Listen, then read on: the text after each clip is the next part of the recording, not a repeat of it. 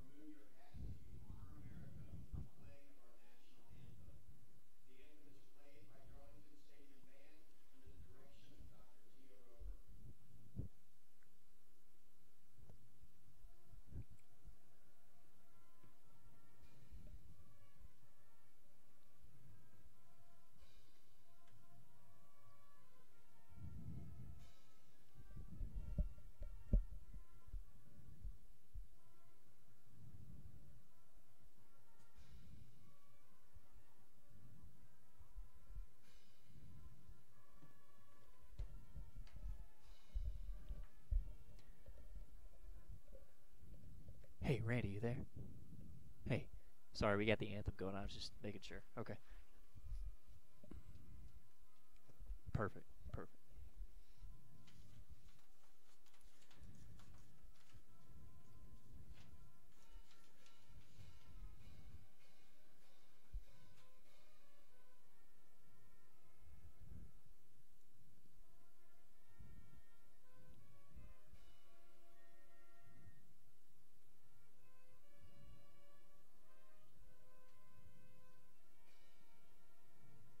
They just finished.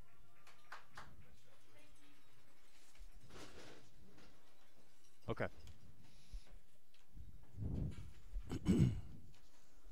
Test. Good.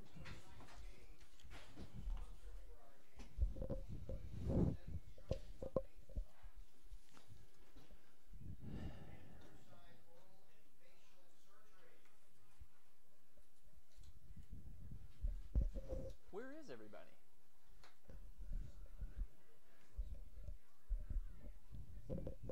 Mm-hmm. Okay.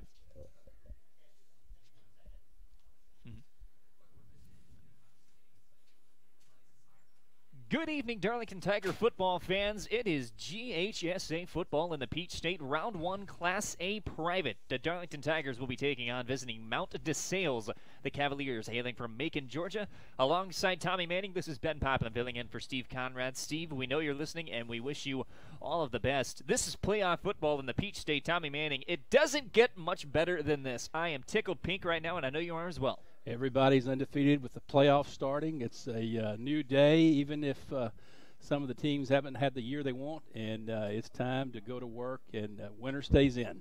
And the winner also advances to Augusta, Georgia next week to battle Aquinas. And Aquinas, as we know, last year made the postseason, and they really advanced far into the postseason, and we advanced the Darlington Tigers a couple of rounds, but unfortunately were eliminated. Whereas Mount DeSales, this is all new territory for them and head coach Keith Hatcher. Keith Hatcher has been with them for about 7 to 8 seasons. This is the first winning season in a program that was founded back in 1876 by the Five Sisters of Mercy, and this was actually an all-girls school over 200 years ago, and now, since we've desegregated and it is boys and girls, this is the first winning record in the history of Mount DeSales. 6-4, Darlington coming in at 6-4 as well. Yeah, an interesting fact, Aquinas awaits the winner, and actually Mount DeSales played Aquinas this year, earlier in the year, and beat Aquinas. So they've shown that they can play football. They've struggled in some games, and but again, they beat a good Aquinas team earlier in the year. So this probably sets very good match, and Darlington with revenge on their side last week, losing unfortunately 6-0 to Whitfield Academy. And it was a very tough loss. Talking to a couple of the coaches earlier before the game, they just really couldn't take advantage of opportunities in the red zone, and it was careless mistakes like turning the ball over. We were watching earlier Mount DeSales warm up. Some stout kids, some very, very athletic kids, and they're going to run the ball quite a bit. But Darlington, they've got a guy named Tyjay Watley. I know you know very well, Tommy Manning, that we're going to see and call a lot tonight as well. Yes, you're right. And Tyjay did not play last week, and he's back this week, as I understand it, and that should be a real difference maker for the Tigers. And so hopefully with his leadership and ability,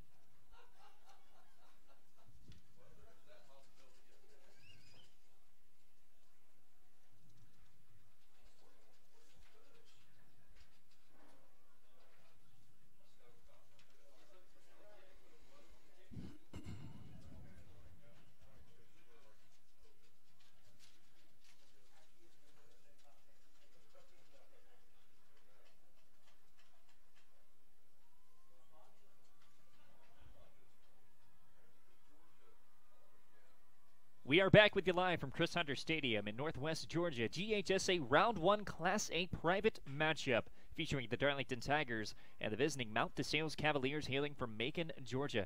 Tommy, you look like you're grading papers over there. You got a lot of paperwork in front of you. I need all the help I can get, man. You were told this morning that you were calling this game with me, or a couple of days ago? No, this afternoon. This afternoon? Wow. That's preparation. That is preparation. Just to paint a picture, his entire table is covered with paperwork and books afloat. Love it. Love the preparation. You can never be too prepared. And Tommy, as a parent, I got to know, because your son Hunter graduated from Darlington a couple of years ago, how is it different seeing and watching this with no children on the field? Well, actually, I have a sophomore, but well, there you go. He's not playing a lot right now. Okay. But on the varsity level. But you're talking about Frank. Yes, that's okay. right. That's correct. But it's you're not nearly as knotted up when your children aren't an integral part of the game, and so maybe that's coming again for me. I hope so. But tonight I'm glad to be here and glad to call the game with you.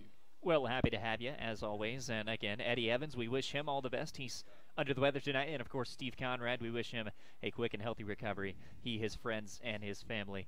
Steve, we are thinking of you. The Darlington Tigers will break out of their familiar purple tiger here in just a minute. But let's break it down here. I was watching them warm up. Mount DeSales The starting quarterback will be number 9, Dexter Williams. He comes in at 5'10". He's a sophomore. He'll hand the ball off to a slew of gentlemen, but one is number 1, Adrian Hardwick, and he is a 160-pound senior. Another guy he's going to hand it off to, I guess you could call him a fullback, a non-traditional one, is Josiah Cotton, number 21, standing 5'11", a sophomore standing 188 pounds. On the Darlington side of things, we've already mentioned Tyjae Watley, but Tommy Manning, who else needs to have a really big game for Darlington to walk away with a W tonight? Well, the defense has played well all year, and they need to play well. I think that Dexter Williams, I've seen a little bit of film on him just looking at on the internet, and he can throw the ball. So I think Darlington's secondary needs to play well. And also, number 1, as you mentioned, Adrian Hardwick. That young man has a lot of speed, and so Darlington will need to contain him tonight, or he can cause trouble if you give him open space. And he's a wide receiver, although he'll hand the ball off to him, and he plays on the defensive side of things. Not a surprise. You see that a lot in high school football, especially at the Class A Private 1 level.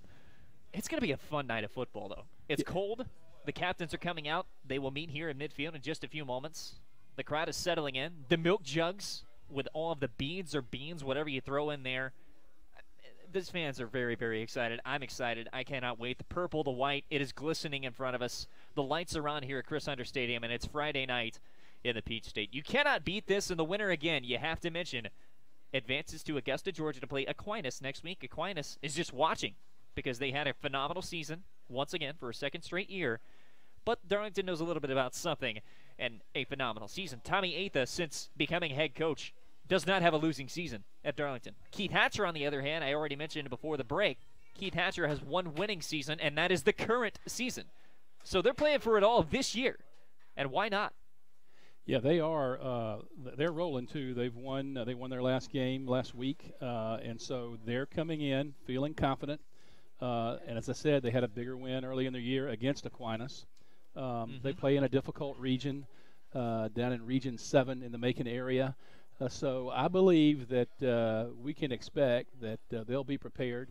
I did see, in just kind of looking at some stats, that historically this year it looked like Mount DeSales has turned the ball over several times a game. So keep an eye on that. Turnovers could be a big, they always are, a big factor in a game. And I think Mount DeSales has a history of turning the ball over 2 or 3 times a game. And so if that happens again, certainly that would be an advantage for the Tigers if they can hold on to the ball. We're around 4 minutes to kick off until toe meets leather, as Matt Davis says over on our friends, Talk Radio WLAQ AM. Want to mention that Matt has the call over on 95.7 The Ridge of another game. It is Coosa. He traveled about 3 hours to Elbert. Former Rome High coach Sid Fritz over in Elbert County. And Matt is there right now on 95.7 FM The Ridge. But alongside Tommy Manning, this is Ben Poplin. And football, again, is coming in just a few moments. The captains are being announced. If you can see them, Tommy, I'd love some help. Number 44 right now, we do have the Darlington Tigers, and that is, of course, Jacob Hunt. We also have Tyjae Watley, who wears number 2. And there's a couple more. 77 I see is Tigger Fricks. And it's good to see Tigger back in some pads because he's been hurt for the most part of the season. And the other captain is 54. That is going to be Elijah Ball. And, of course, Darlington will be donning their home purple, the white helmets, the matching purple pant legs, white socks, and the purple cleats. Yes, all 4 tremendous leaders for the Tigers. All 4 need to have a good game tonight. I know they're ready. It's playoff football in Georgia. As you said, it's an exciting time, and winner goes home, so everybody's got to get ready to play. Yep, winner go home. It's a new season, as you alluded to a couple of moments ago.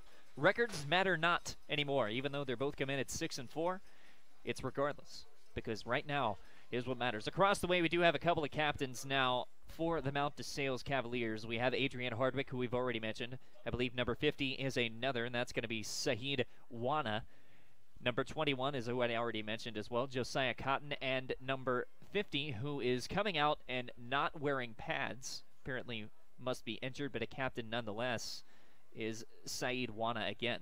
We have 60 was the other that I mentioned earlier, and 60 is Dane Fryer. So those are your captains. They're shaking hands at midfield. We had the pinstripes. Coin flip will make just a moment. I want to ask you really quick. It's a 3-hour trip from Macon. That's not an easy trip. They probably got out of school early today. Does that factor in at all? I think it does. I think having to go through Atlanta factors in. So, you know, they probably needed to leave about 11 o'clock to make sure they could get here if they had to go through Atlanta on a Friday. But really a long trip. You know, you're on a bus for probably 3 or 3.5 hours, and that can make a difference. You hope you don't cramp up on a bus. That's right. Well, the Tigers are ready. I mean, you can see them right here in the bottom of the paw print. You also have right underneath the Tiger. They are rallying the troops right now. Tommy Atha and his coaching staff are ready. Keith Hatcher and his coaching staff are ready. You're ready. I'm ready. We're going to take one quick break and come back with the opening kickoff after this.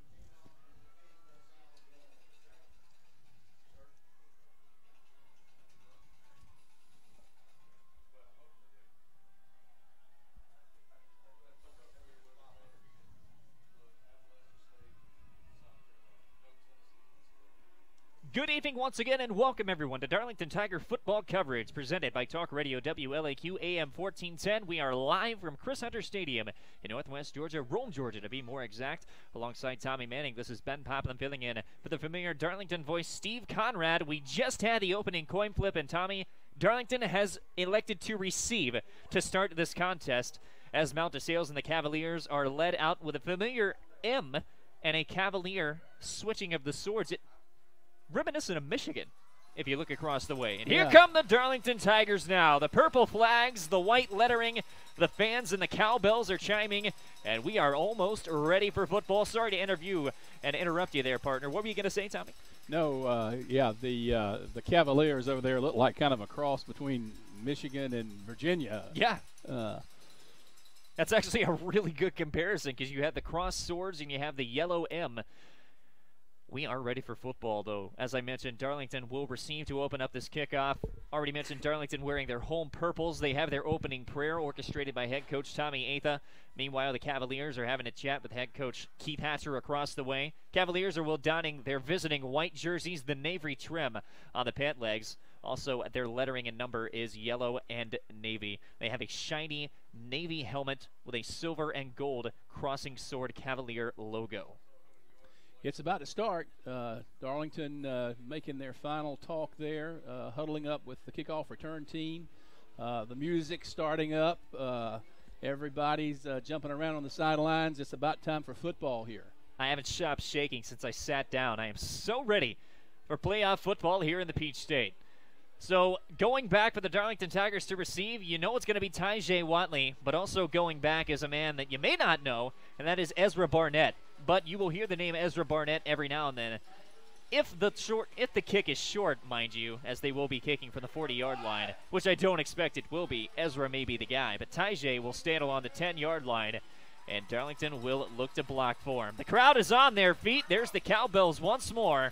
The bells are chiming, approaching, and the ball is away. It is not going to go to Tyjae. Instead, it will go to number 4 for the Darlington Tigers, Colin Rogers, and Rogers is quickly wrapped up after a gain of around 5-7, and Darlington will start for the first offensive possession right to the left on your radio dial at the 38. Yeah, Darlington's at the 38, and Colin Rogers took the ball, kind of a high kick, short, and he did what you want to see a kickoff return runner do. He went straight north-south, got what he could get, and Darlington has pretty good field position to start the game. Field position to start the game, going right to left along the 38, as we already mentioned. Tyjae Watley in the backfield. course, it's going to be Brewster in the backfield as well for the Darlington quarterback. If you don't know, we'll talk about him quite a bit as well. From the gun, there's the handoff to Watley.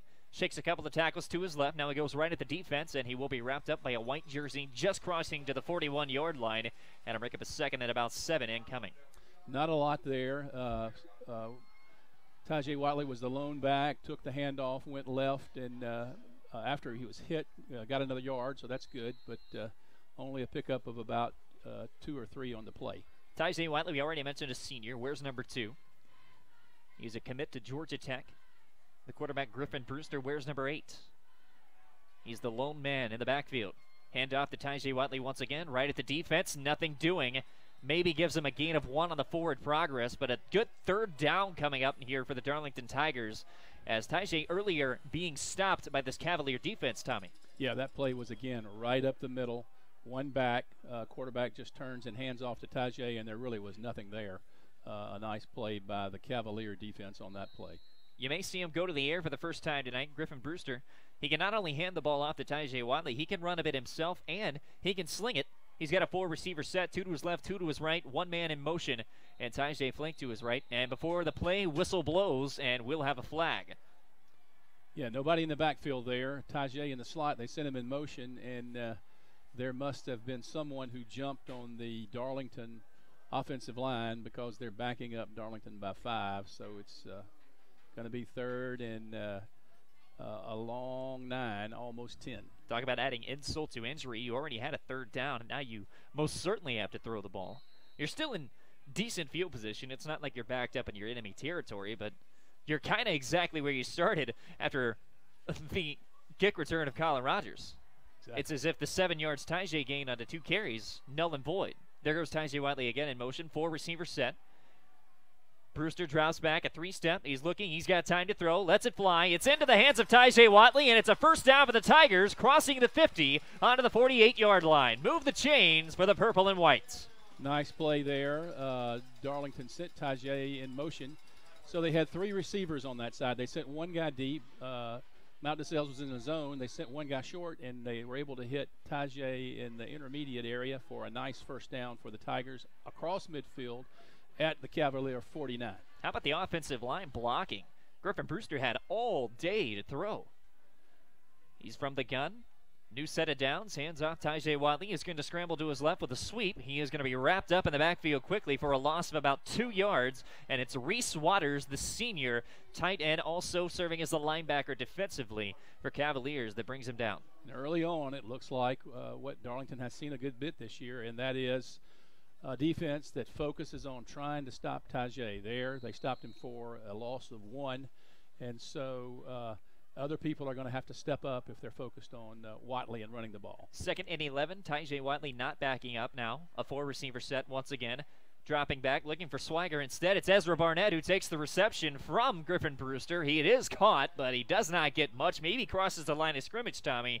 And you're going to have another 3rd down incoming and about 10 to go. Yeah, nice play by the defense there. It looked like they were in cover 2, and the corner was locked down close to the line of scrimmage, and he came off of Watley and made a nice play on Barnett there. So it is 3rd and long, 3rd and just more than 10 yards. And the back who was lined up, flanking to the right shoulder of Griffin Brewster, as he is now, is Swiger. Carl Swiger, the senior. In motion is Tajay Watley. 1 receiver set, line up on the near side, 3 to the far side, including a tight end. And before the play, another whistle. Could this be another offensive penalty for the Darlington Tigers? Griffin Brewster doesn't seem to think so. He's clapping. I think it's offsides against the Cavaliers, Mount DeSales. Well, there you go. A little bit of your own medicine now. Darlington can move up a little bit more. Maybe a 3rd and 6 incoming. Make that a 3rd and 5. That really helps. 3rd and 5, it's a lot better than 3rd and 10, trying to make a first down. Right to left, ball on the 45-yard line. Brewster from the gun, a 3-receiver set. Tries to get the defense to jump off. They don't bite. Tommy Atha replaying, and an audible at the line of scrimmage. Play clock is down to 12, still plenty of time. He relays it to his offensive line. Wipes the hands of the britches. Motions to something on the back of his helmet. Flanking now to the left shoulder is Swiger. Handoff is to Swiger. He's going to flank, sweep to his right side, and it's not going to work. Not going to work. He gets nothing. Interesting play call on third down, Tommy. Yeah, 3rd and 5. I guess they tried to go to someone other than Watley, maybe thinking the defense was focusing on Watley. It was a run with Carl Swigert trying to go to the right side. He's really had a good year and made some great runs, but that time it was defended well. And he also battled an injury early on. He had a broken finger, I believe it was, but he still played pretty much every game. That's right. Played through that pain. Sure did. Now you'll see the most unorthodox punter in the history of football, Tate Ratledge, standing probably 270 pounds. He's going to punt it away at 40-yard line. And he can punt, mind you. End over end spinner. It is caught along the 11-yard line. Fair catch.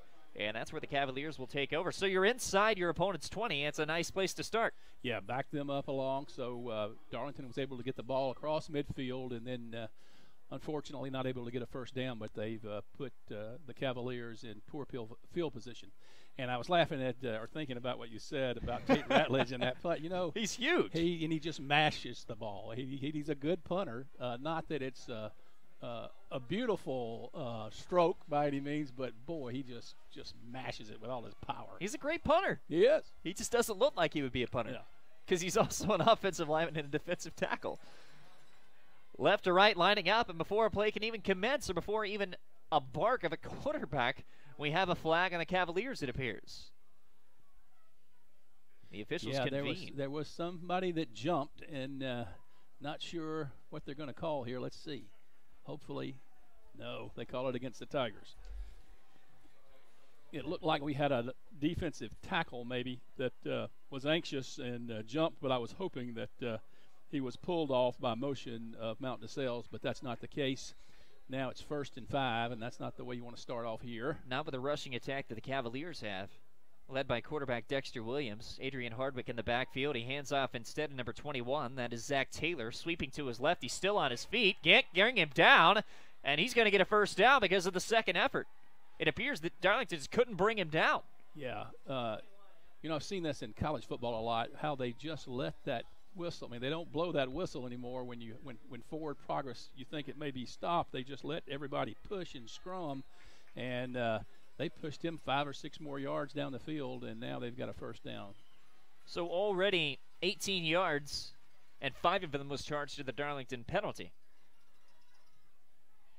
In the backfield, again, is Dexter Williams in an I formation. He's got a couple of backs, one flank to his left. One man in motion. He's got one receiver to work with near side. Fakes a handoff. Pitch backfield. Darlington sees it. Can they swarm it? No. Treading a couple of defenders and finally brought down by Ezra Barnett at the 50 is Adrian Hardwick. But reading the blocking and an excellent run by Hardwick. Yeah, you could see his speed there, couldn't you? And how? You have to contain him. He really does have Tajay Watley type speed. So you will have to contain your defensive ends and outside linebackers will have to turn him back into the field or he can hurt you. And that was a nice run there as he get the ball out to the 48-yard line. That was turning something out of nothing because it was a pitch in the backfield by Dexter Williams. And he just, again, made something out of nothing. Created a couple of blocks. Handoff this time, and the second effort, once again, is going to be a problem tonight if this continues. Zach Taylor bangs right against a couple of purple helmets and then goes back forward for another gain of 3. Yeah, just hard running up the middle. Now Darlington wants to bow their back here. The ball is now in Darlington territory at the 48, and so 2nd and 5, and maybe someone on the Tigers here will step up and make a big play. Just over 6 minutes remaining in the opening quarter. This round 1 Class A private matchup. Darlington, Mount DeSales, hailing from Macon. Tommy Manning, Ben Poplin here on Talk Radio WLAQ. No score. Just under 6 now to go. Dexter Williams fakes a handoff. He lets it fly, and it is complete along the 40-yard line. Turning it up the field after a gab of a certain jersey is the wide receiver, Coleman Roberts. Every single one of these guys is fast, Tommy. Yeah, that was a fake up the middle, the quarterback, and then he found his receiver on a slant on the inside, and he pulled away. And but for a hand reach out by Ezra Barnett and a hang on for just a minute till help could arrive, he may have gone all the way. So a nice tackle by Ezra. Told you we were going to call Ezra Barnett's name out a lot. He's already been a key factor on offense and defense already. And it looks like there's a whistle on the field. We may have a timeout. Would not be surprised to see a timeout called by Tommy Atha here because the momentum is all on the Cavaliers side. Yeah, the Cavaliers have moved the ball here early. It's Bow Your Back time. Dexter Williams, empty backfield. He's got a pair of receivers to his left, one in motion, another to his right. He does let it fly again. It's on the 40-yard line, bringing it outside down to the 35. Cannot see who made the catch, but that's a win if you're the Darlington Tigers, because that's the shortest amount of yardage on an offensive play by a Cavalier tonight. Yeah, much better play by the Darlington Tigers. The quarterback faked up the middle, threw a little hitch. I believe it was to Coleman Roberts. That's who it was last time as well. And the Tigers were able to contain that for only a gain of about 2, and that's a lot better. 4:39 now, 2nd and 8. No score, but knocking at the door are the Cavaliers of Mount DeSales. Williams with one man in motion. Now he's got an eye set. Hands off. And a trip up by the defense of the Darlington Tigers, and an excellent, excellent job of snuffing out what could have been another big play on Josiah Cotton. Yeah, Josiah Cotton up the middle. Mount DeSales brought their very fast back in the wing position, Adrian Hardwick. They brought him in motion, so I think Darlington may have been thinking that Hardwick would get the ball on some type of option, but he didn't. The ball went up the middle and a gain of about 4 or 5. So it's 3rd and 5, and a big play right here for the Tigers is needed. And you can hear the Tigers faithful ratcheting things up to 11 here at Chris Hunter Stadium. First third down of the night on defense for their Tigers. Dexter Williams has one man in motion. One man behind him. He does hand off to Adrian Hardwick, and Hardwick is going to find his way to another first down for the Cavaliers. Went through a couple of blocks again, cut it back, much like Tajay Whiteley does, as you mentioned, Tommy. Move the chains. Yeah, just a double wing, one back behind the quarterback, and the quarterback reverses out and hands to the wing back number 1, their tough, fast runner, Adrian Hardwick, and he made a little move and was able to get the first down. So it's 1st and 10. Ball around the 18, and again, we're waiting for the Tigers to step up here to make a big play. 5'8", 160-pound Adrian Hardwick, a senior, most likely going to play at the next level. Pitch nearly and snuffed out by the Tigers. That's almost a turnover. Josiah Cotton is brought down to the backfield, and that's a huge defensive stop you wanted. Great. A pitch backwards, and Josiah Cotton had nowhere to go. Great play. It looked like a speed option, where the quarterback just takes the snap, comes straight down the line, and then he pitches it to this tailback or wingback coming behind him. And, we said that Mount DeSales turns the ball over a lot, and he juggled that ball, and that ball almost came out. But nonetheless, a very good play by the Tigers, a loss of about 5 yards, and that's what we needed to see. Coming at 6-4, Mount DeSales. Darlington also 6-4. The difference being Mount DeSales riding a victory. Darlington riding a 6-0 loss to Whitfield Academy last week. 2nd and 15 after the loss of 8. Dexter Williams spins, fakes a handoff. He now drops it, scrambling to his right, looking for a man. He's going to keep it himself. Tripped up, and a loss maybe of another 2 or 3 yards, and a great tackle by the Darlington Tigers. That time on the hit was Tommy Atha. Quarterback looked like he rolled left, and then he scrambled to his right, and only Tommy Atha was there between him and a long gainer. And Tommy made a great play all alone out there, tripped him up. Only a gain of about 3 or 4, and it's now 3rd and 10. So a big play for the Tigers. And when you see someone out there by themselves, you really need them to make a big play, and that was one for the Tigers. Approaching the 2-minute mark in the first quarter, no score, 3rd and 10. Dexter Williams with an empty backfield, a 5-receiver set, including a tight end. He's looking. It's tipped into the air, nearly intercepted by the Darlington Tigers. Got a hand on it, did Roth Wilcox, and there is your defensive stop. Great play, good defense. The Cavaliers had an outside receiver running a short post, and then it looked like the inside receiver running an out. It looked as if the quarterback was going to try to throw the out. It was blocked, and not sure if he had thrown it. I don't think it would have been complete. So a nice play by the Tigers, which sets up a field goal attempt of 40 yards for the Cavaliers. And it will be kicked from the 25-yard line. The hold by Walker Schofield. The kick is no good, wide left. No, I said 40. Sorry about that. 35. And no good. Ethan Ayler missed the kick. Just shanks it to his left. Big play. The kick wasn't close. He kicked that ball well left of the upright, and it was a low kick as well. So Darlington stepped up in the clutch when they had to and made a big stop. So we're 0-0 1:32 left in the first quarter, and the Tigers now have the ball on their own 20, trying to make something happen. Terrible field position, but given the circumstances, you'll take it because you don't allow your defense to score any points. Excellent, excellent job, and Ethan Ayler again just shanked it to his left. I don't know if a Tiger got a piece of it, just didn't get a good foot on there. Griffin Brewster, empty backfield. He's got a couple of men to work with. Handoff to Tyjae Watley, and another whistle. This has got to be maddening for a coach. All of these careless penalties, and they seem to go again against the Darlington Tigers, and it is. Yeah, not sure if everybody's just excited about the fact that this is a playoff game, but like you said, I know the Tigers coaches really want Darlington settle down and don't make mistakes. And now 1st and 15 from the 15 is a little tougher task for the Tigers than it would be if it was just 1st and 10. And 1 minute, 11 seconds remaining in the first quarter. Griffin Brewster's flanked to his right by Tyjae Watley. He fakes the handoff to Watley. Now he drops back, steps into the pocket, lets it fly, and it's a bullet into the hands again of Ezra Barnett. That's going to be a gain of about 3 yards before he's knocked out of bounds near the Cavalier sideline. Good pass.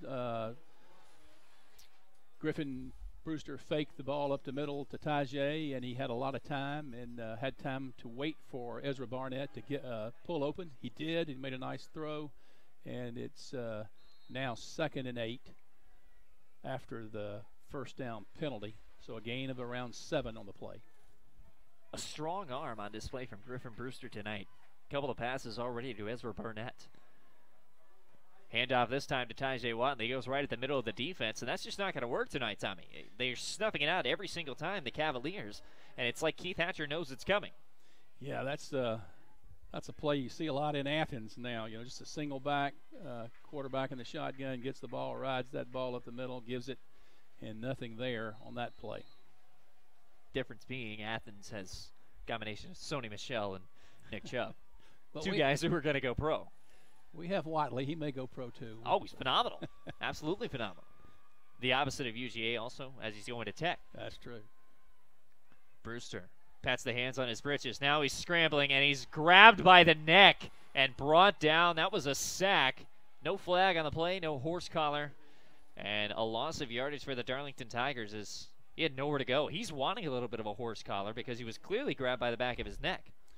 Yeah, Griffin on some of his earlier passes has really had a lot of time to make the throw and has made some good throws. There he had pressure quickly and could not escape, and so it's the end of the quarter, 4th down and 12 for the Tigers, and they'll have to give up the ball to Mount DeSales. And Tate Ratledge will punt it away on the opposite side of this break through 1 quarter here in Rome, Georgia at Chris Hunter Stadium. Darlington nothing, Mount DeSales nothing.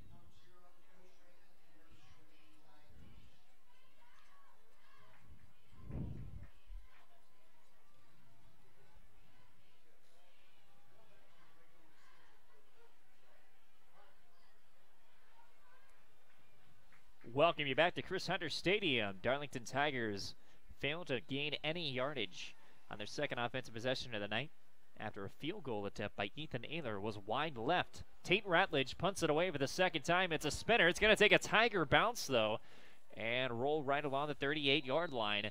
And it is picked up by the Tigers, and it was Carson Swiger. So that's where Cavaliers will take over for the second time tonight. Good field position, all things considered. Yeah, they backed us up, and so about a 35-yard punt by Tate Ratledge there. Not bad, no return, but the Cavaliers do have good field position at the Darlington 43, And again, we'll have to watch and pay attention to that number 1, Adrian Hardwick, their speedy back, who's lined up at tailback in an I formation right now. You also have 3 receivers set, 1 near side of the Darlington sideline and 2 far side. Couple of receivers and a back to work with, and a pitch just out of the hands of Adrian Hardwick. I mean, he took a lick at the quarterback Dexter Williams as he just got rid of it in the nick of time. Yeah, he took a pounding, and that was Tommy Atha, whose job on the option must have been to take the quarterback, and he did exactly that, and he made him pay. Again, that pitch, there wasn't a lot of distance between the quarterback and the tailback, number 1, Adrian Hardwick. Hardwick did make a really good run there, though, and picked up a first down. In this type of offense, triple option, I mean, you got to be able to take a lot of hits because you have to pitch at a moment's notice. And Dexter Williams shoved by Tate Ratledge after the whistle, but no flag, and there was a flag before the whistle, though. We'll see what this is called by the officials. It appears backing up are the Cavaliers' offense. So the Cavaliers get a little dose of the medicine that we've had, and it's nice for it to go the other way. They back up 5 yards, 1st and 15. Now they're back on their own side of the 50. Ball on the 49, 1st and 15. And again, the Tigers need to step up and make a big play here with 11 minutes and 15 seconds left in the second quarter. Still an I formation set up for Dexter Williams. 1 man in motion, fakes a handoff. Now he dumps it off. Adrian Hardwick does make the catch. Just crosses the 50, and he's wrapped up by a couple of purple jerseys. 1 man that was in there, again, Ezra Barnett and Jacob Hunt. Yeah, great play there. I think Tommy Atha was in that play, too. I wouldn't be surprised. Yeah. Little swing pass. It really looked like it was a lateral to their good fastback, Adrian Hardwick. But that time, Darlington played him much better, really put a pounding on him, too. And that's what they need to do. You have to make him pay when he gets that ball because he can hurt you. And the more pounding he takes, the more in the end of the game it makes a difference. Quick snap.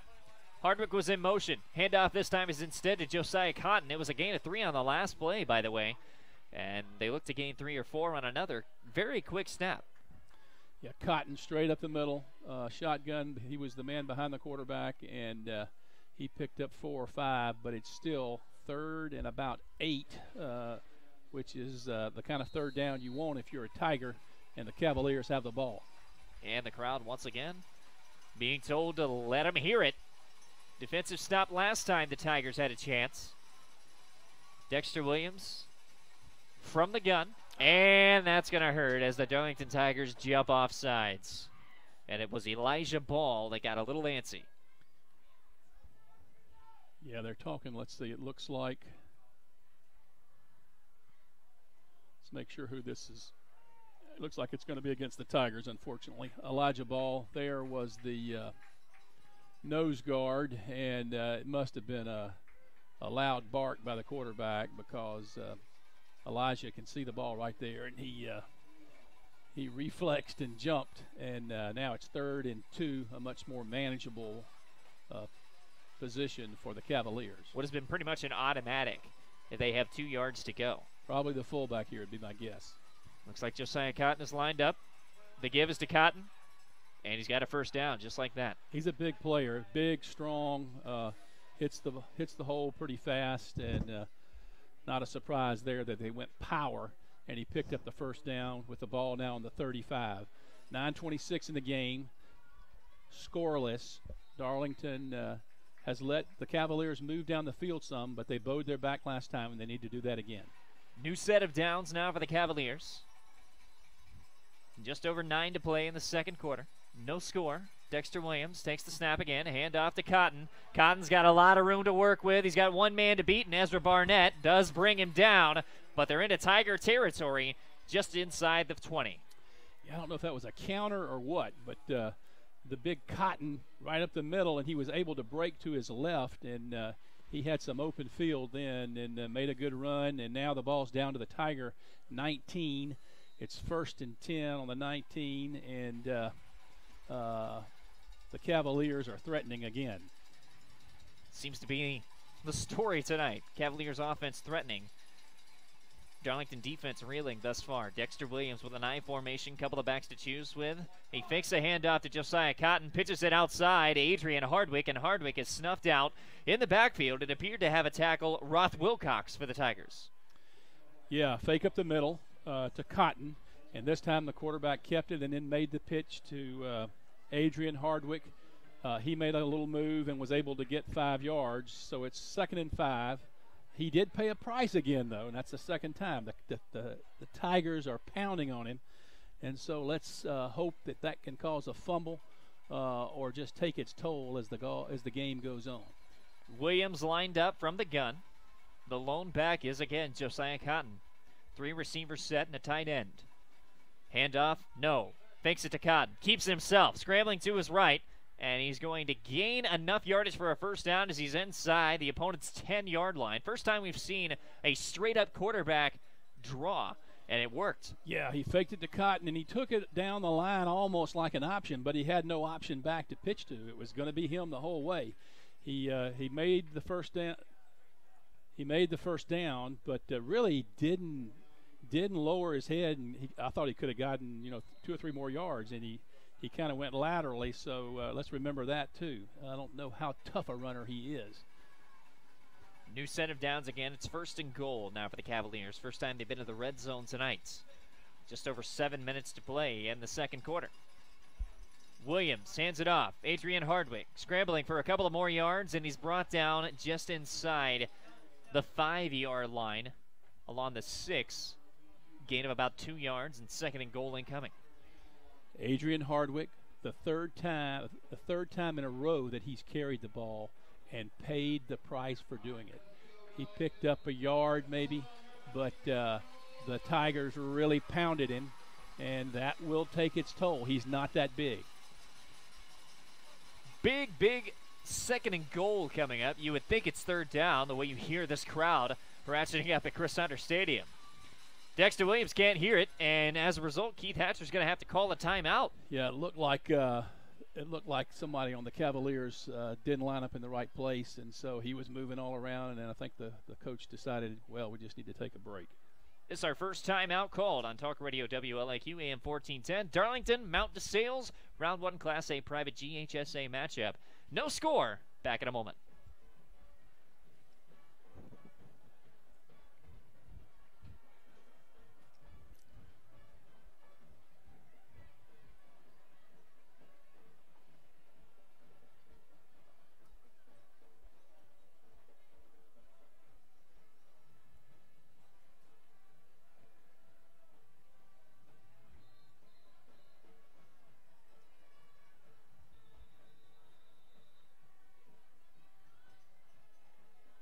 We welcome you back to Chris Hunter Stadium.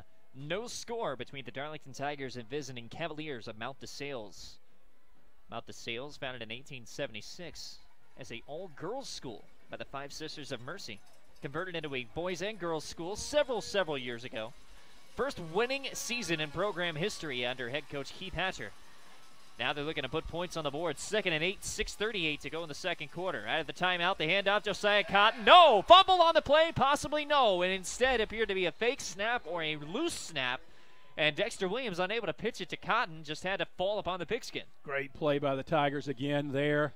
No gain on the play, maybe a loss of 1 or 2. So it's 3rd and goal from the 9. Now the Tigers have stiffened their back, trying to make a big play here. And really nice on first down, really nice on second down. Let's have a really nice on 3rd down here. Ethan Naylor on the sideline waiting for a second opportunity for a field goal. Missed last time and missed badly. Crowd up, everybody's standing. And 3rd and 9.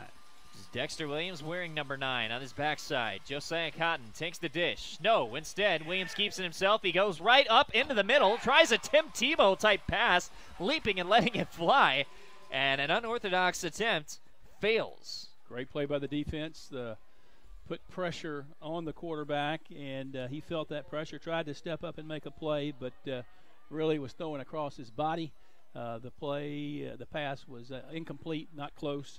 And so now Mount DeSales will try to kick a field goal again. this time from around the 16, which makes it a 26-yard field goal attempt. Much more manageable, mind you, you would think, for Ethan Naylor. The intended receiver was Coleman Roberts, by the way. Doing the holding, Jackson Taylor. Snap, kick, up. This time it is good. And for the first time tonight, we can say points are on the board at 5:37 remaining in the second quarter. A 20-yard field goal by Ethan Naylor is through the uprights, and Mount Sales leads 3-0. They'll kick it away when we return. Darlington looking to capitalize a great defensive stand, holding their opponents to a 3-point advantage. Back after this.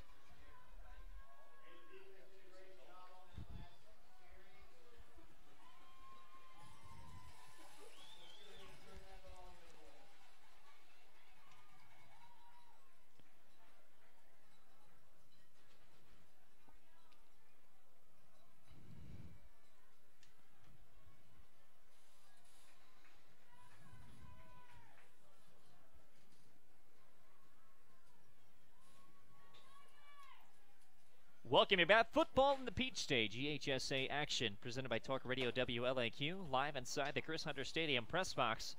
Tommy, you never want your opponent to score, but you'll take that considering they were on your 5-yard line and they only came away with 3 points. Exactly. They did. The Cavaliers, Mount DeSales, moved the ball down the field, but that was a nice stand by Darlington to hold Mount DeSales to just 3 points, and maybe that's a signal that something's changing for the Tigers on defense. Ethan Naylor will kick it away for the second time tonight. Did not go to Tyjae Watley the first time, won't go to Tyjae Watley this time. Instead, it's picked up at the 32. Could not see who possibly made the catch. It might have been Casey Gunn. Not sure. Either way, Darlington will take over just along the 30-yard line for the third time tonight. I think that was Casey Gunn. Really a little short pooch kick, not very well executed, but Darlington is only able to get the ball to the 30 because Mount DeSales did come down the field very quickly and stop Casey Gunn after just a yard or two. So if you're Darlington here, mix a little bit of pass and run with Tyjae Watley in the backfield. We also got Carl Swiger lining up as a fullback of sorts. A couple of wide receivers to choose from, one left, one right. Clapping the hands, looking for the snap, was Griffin Brewster, and it appeared possibly an offensive lineman jumped for the Tigers once more. We'll see what they say, though. Yeah, it looks like the Tigers are backing up 5.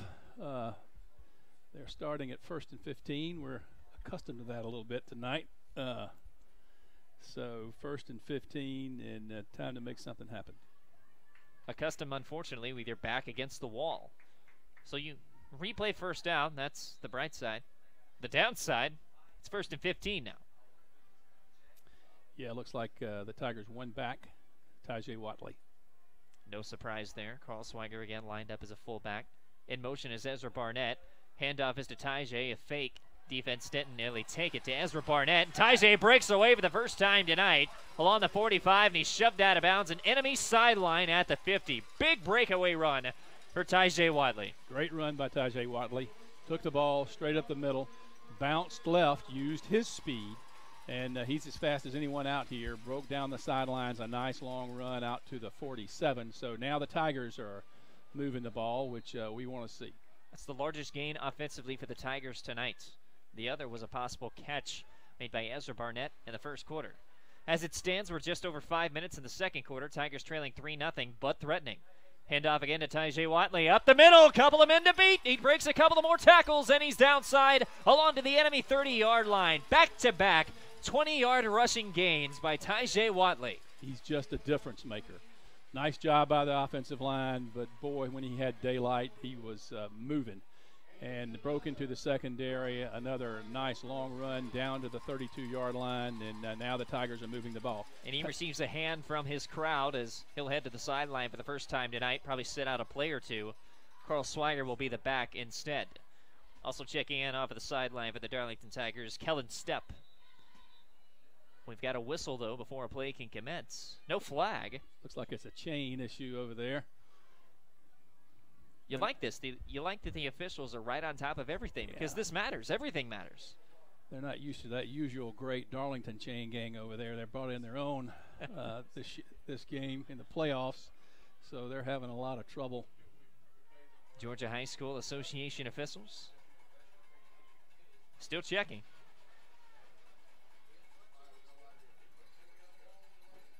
mean, they are going inch by inch right now. If it's Looks- just a tad off, he wants you to move it. Looks like that chain may have an issue. I think it may have come loose. The chain itself. The chain itself. I think it happened one time earlier in the year. So. Do you have a backup chain and that scenario presents itself? I've never seen this happen, Tommy. Better pull out a key ring or something. Somebody's got to be resourceful. You got a carabiner handy? We need MacGyver. Yeah, they're working hard over there. So Darlington is just remaining in a huddle. Cavaliers with hands on their hips. This looks like it's going to take 4 or 5 officials. This is not great. This really relinquishes the momentum. The only bright side here is Tyjae Watley is just still standing on the sideline. He can come in now if he wants to. That's right. He's sat out the equivalent of 2 plays as they've tried to fix this chain. I think he is going to come in. Coach Bell's talking to him, and here he's going to deliver the play, I believe. There you go. So Brent Bell talking to Tyjae. Now he's calling off Griffin Brewster, mind you. Carl Swiger is going to check out instead. And we'll eventually have football. It appears I've never the seen chain that. is back in action. I've never seen a chain break. Now you've seen it all. 1st and 10, new set of downs for the Tigers on back-to-back 20-yard gains. For Tyjae Watley, 4:34 to go, second quarter. Darlington trailing 3-0. Handoff to Tyjae Watley. Instead, it was a wildcat. Direct snap to Tyjae Watley. Another solid gain, about 7 yards, and about a 3rd and 2 incoming. Darlington's found their groove here in the last few plays, really moving the ball nicely. First downs, there, a gain of about 6 or 7. Nice run. So looks like the ball's on the 25, and Darlington's moving. 2nd and 3 was right the first time. Stick with your gut, Ben. 2nd and 3. Griffin Brewster. Now stacked formation. Hands off to Tyjae Watley again, scrambling to his left. That time a little less room for Tyjae. Yeah. He took the ball on the right side from the quarterback and then went left and only picked up about a yard. So it's 3rd and 2. And the Tigers would certainly like to convert on a first down here to keep this drive alive and a chance for a touchdown. So the funny thing about this, Tommy, is when you hear 3rd down, you usually want your offense to hear the play. You don't want to rally the crowd. That's not the case. Everyone's getting loud here, so if Darlington can hear the play, either way, it's a handoff to Tyjae Watley. He goes right at the defense, and he makes them pay. First down, new set of downs. Move those chains, broken and all for the Tigers. Yeah, Darlington took their huddle close to the line of scrimmage, broke it, and really snapped the ball quickly before Mount Dezels could line up and be set. Powered to the right and made a nice first down. Now the ball's on the 19. We're 3:07 left in the second quarter. Darlington's moving, and let's see if they can continue toward a touchdown. Great offensive possession. Let's keep it going here for the Darlington Tigers. A couple of receivers to work with. They haven't thrown it yet on this drive, and they're not going to. Going to keep handing it off to Tyjae Watley, who leapfrogs a defender and finds his way for a gain of about 3 more. Nice run in traffic. Looked like he picked up around 5, and that makes it a manageable second down. And another good play, and Tyjae certainly has been the workhorse on this drive. Ball on the 14-yard line. You're in Cavaliers territory if you're the Tigers. 2:25 to go, second quarter, trailing 3-0. Tigers have been used to this over the past couple of weeks. Lost 6-0 last week, did not score.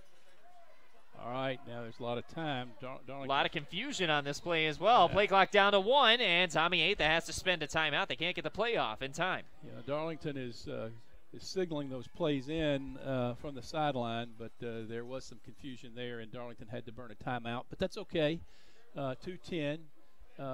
Darlington has 2 more timeouts, and so better to be ready and collected and know what you're doing than to hurry and make a mistake or get a 5-yard penalty there. Each team has used their own timeout. As you mentioned, 2 timeouts remaining for Darlington, 2 for Mount DeSales as well. Trailing 3-0. What kind of play do you want to draw up here? It's 2nd and 6. You're on the 15-yard line. Tyjae's been working, but you know the defense knows that's coming. Yeah, they do, and I would think that the Tigers would continue to go to Watley because they haven't stopped him. So I think they're going to go with him until they do. And I don't look for the ball to go in the air right here. It hadn't been in the air on this drive. The Don't look for a pass. You haven't seen a handoff to Carl Swiger tonight. I will say this: Carl Swiger, up the middle, strong, tough runner. That could be an option as well. He's built like a fullback, Carl Swiger. The sophomore, Tyjae Wiley, the senior. Ezra Barnett lines up the lone wide out to his left. On the right side, near the Darlington sideline, is Barrick Wade. Looks like power left, and it is. Handoff, Watley, tripped up as soon as he gets the handoff. If he gets forward progress, maybe a gain of 1. But the tackle was Adrian Hardwick. He can do it all. Brewster in the shotgun. Watley was the one back behind Griffin Brewster. But they had Carl Swiger on the left inside of the tight end. So you had to figure he was going to block, and it was going to be some kind of power to the left. That's exactly what it was. But the Cavaliers were ready for it. Minute 40 remaining in the second quarter. 3rd and 5 for the Tigers. Second, third down they have encountered on this drive. 3 receivers set. Tyjae Watley, the lone back. The snap, but a flag once more. No, it looks like a timeout called by Mount DeSales this time. Yeah. Okay. They may not have liked what they saw in terms of the way Darlington aligned, and Mount DeSales made the timeout, and they'll try to adjust with 1:32 in the half. And if the Tigers could stick this in, it would really be nice for them to go in on top 7-3 after being behind in this game. You said it. And for Keith Hatcher to call a timeout there, he must not have liked what he saw from the Darlington personnel. Yeah, it looked like Darlington was in the same alignment as the play before when they went power left, except this time it was power right. Exactly. And I don't know if Mount DeSales didn't like the lineup or what, but they called timeout to talk about it. You had one other wideout lined up on the near sideline to the right shoulder of quarterback Griffin Brewster. So the power right, great assessment there, Tommy, and we'll see what Tommy Atha decides to call here. You don't think you stick with the same thing, but then again, we're not in Tommy's head. Now, would you throw here? 3rd and 5. Everybody's thinking Tyjae. I wouldn't. I think it's too risky, given everything you've done on this drive so far. And if you do throw, maybe a quick out, and that's about it. See what you can get from there. Looks like a similar alignment for the Tigers. 3 receivers set, 1 tight end. Tyjae Watley, the lone back, link to the right shoulder, and it appears they get the Cavaliers to jump off. That's exactly what they wanted. Picture perfect. You drew that one up perfectly. Boy, that's really nice to hear Mount DeSales calls the timeout. They come back on the field and they jump. So the timeout really didn't help them in stopping us from the first down. Darlington now is very close to a first down. It looks like it's 3rd and about an inch or 2. You haven't seen Griffin Brewster run it himself yet. With 3rd and inches, you can go right at the defense. Just an option. Yeah, we may get a measurement here. You just might. First measurement of the night. And again, the officials, we've already said, are very, very strict when it comes to the chains. You know, if they had to take a link out, we may be okay on this. It may be, yeah.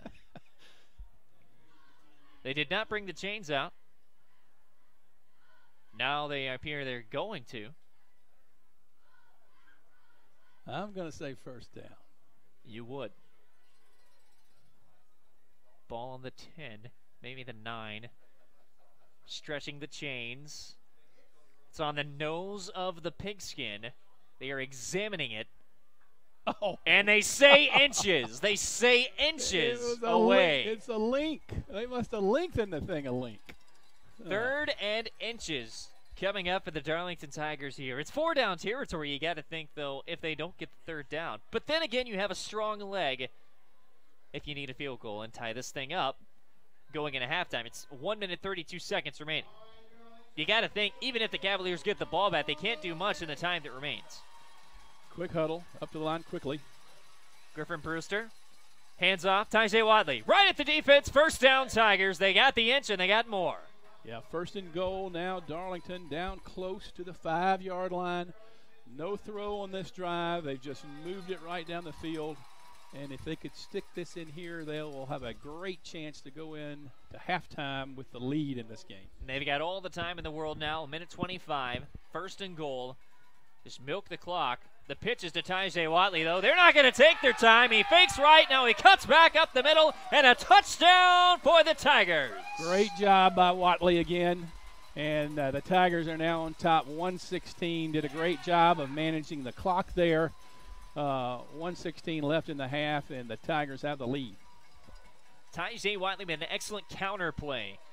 Sweeps to his right, cuts it back up the middle, sees a crease, and he makes it count. 6-3, Darlington on top, and an extra point attempt incoming here for Alex Little.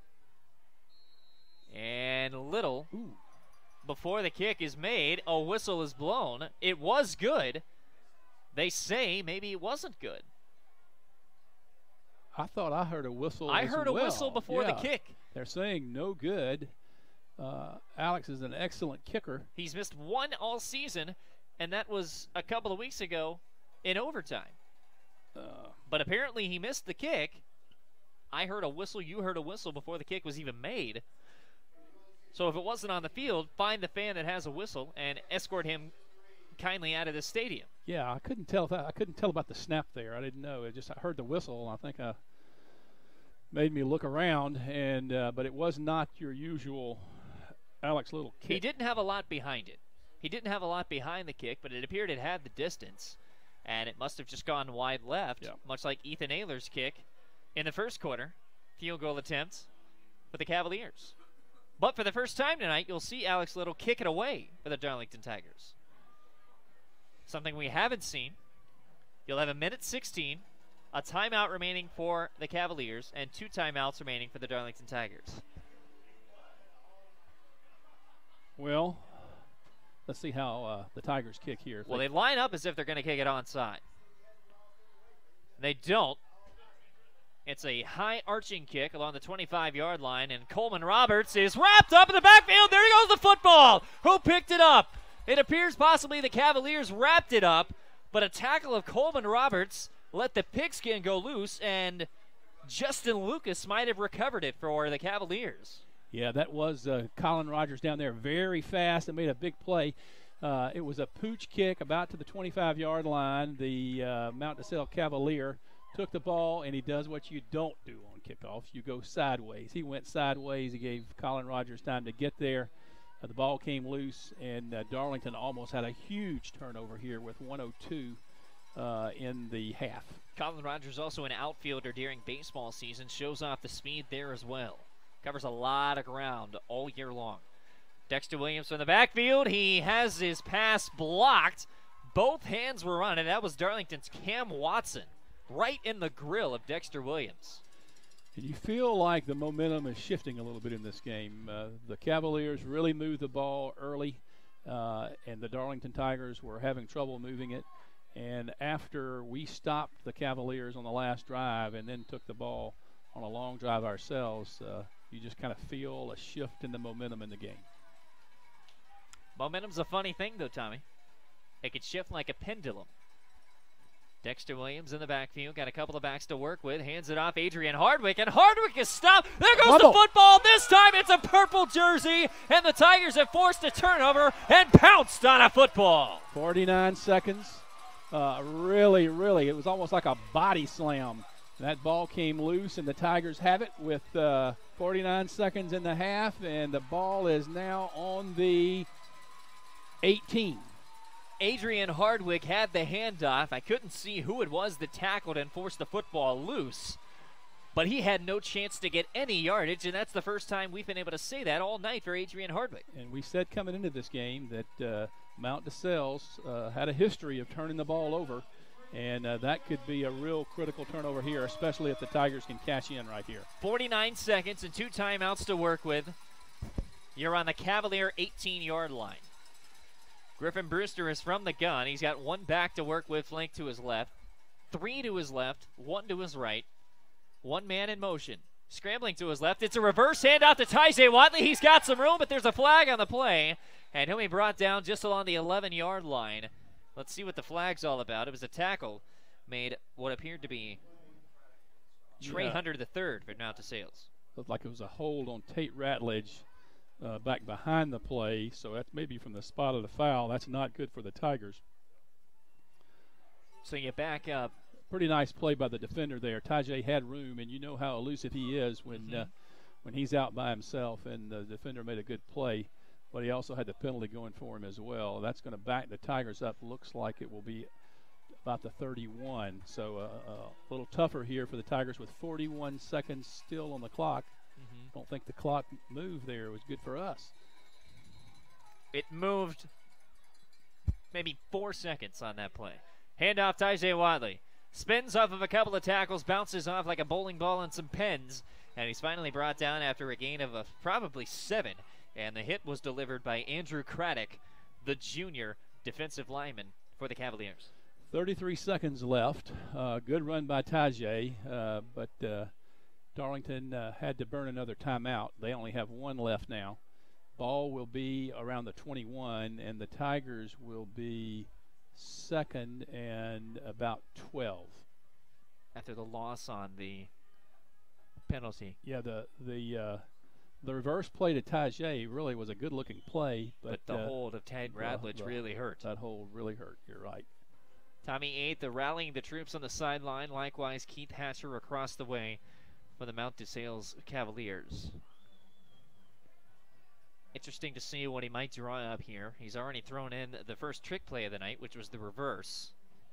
You know he's got more up his sleeve. Yeah, one timeout left. You got to be thinking pass here. At least second once. And 12, second and 13. At least take one shot. On the 21-yard line, the Cavaliers' defense is already on the field. They've broken their huddle.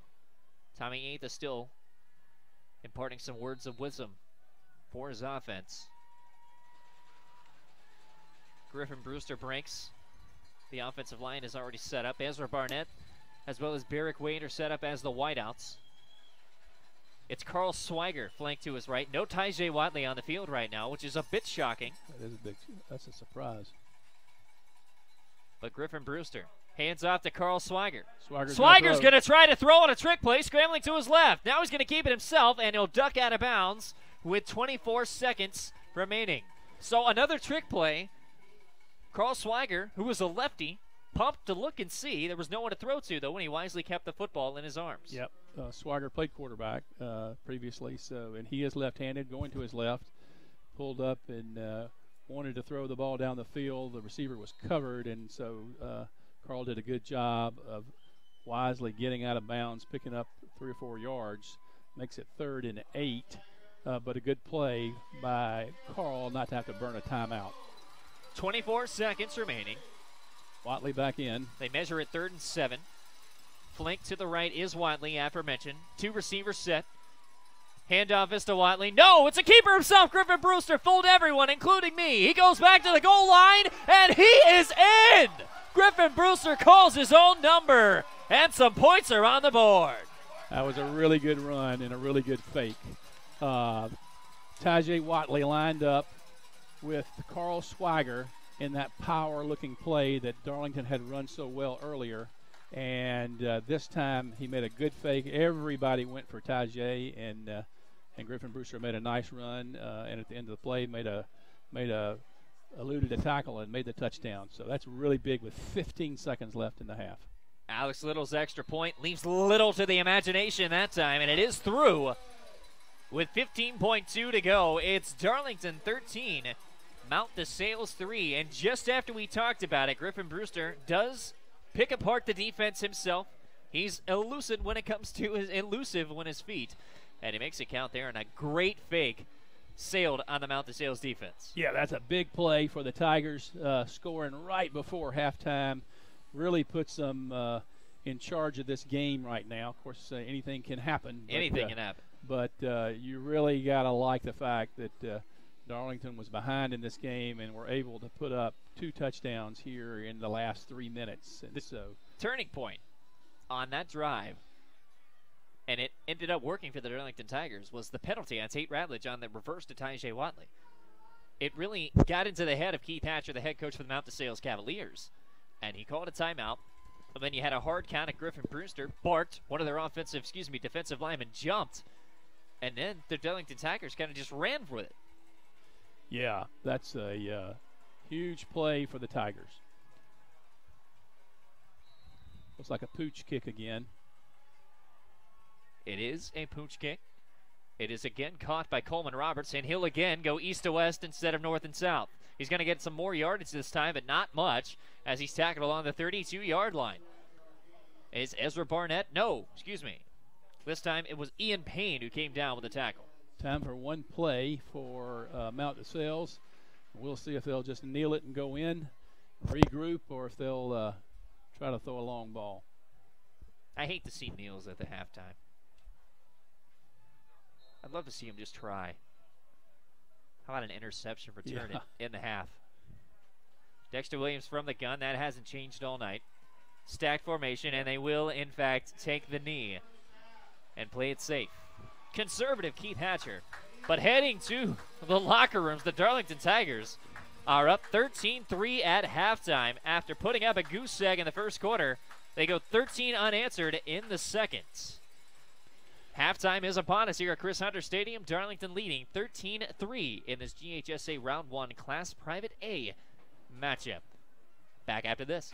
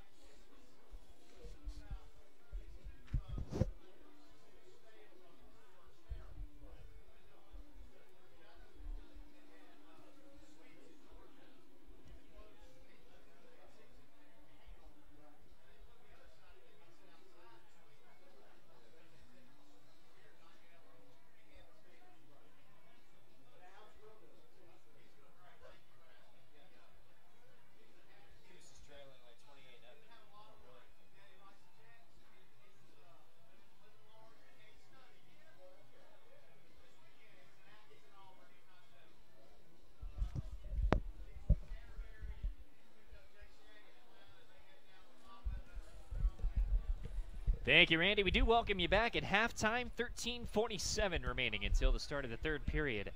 How about that second quarter for the Darlington Tigers? My goodness, they put up a goose egg in the first quarter. They really cannot stop the running game, whether it's Adrian Hardwick or Josiah Cotton. The quarterback himself, Dexter Williams, was pretty much limitless when it came to the passing game. But then Darlington, things seemed to click in that second quarter, and Tommy Manning, I don't know what it was, but I liked it. Big turnaround in that second quarter, and the Tigers needed that because really the Tigers were on their heels.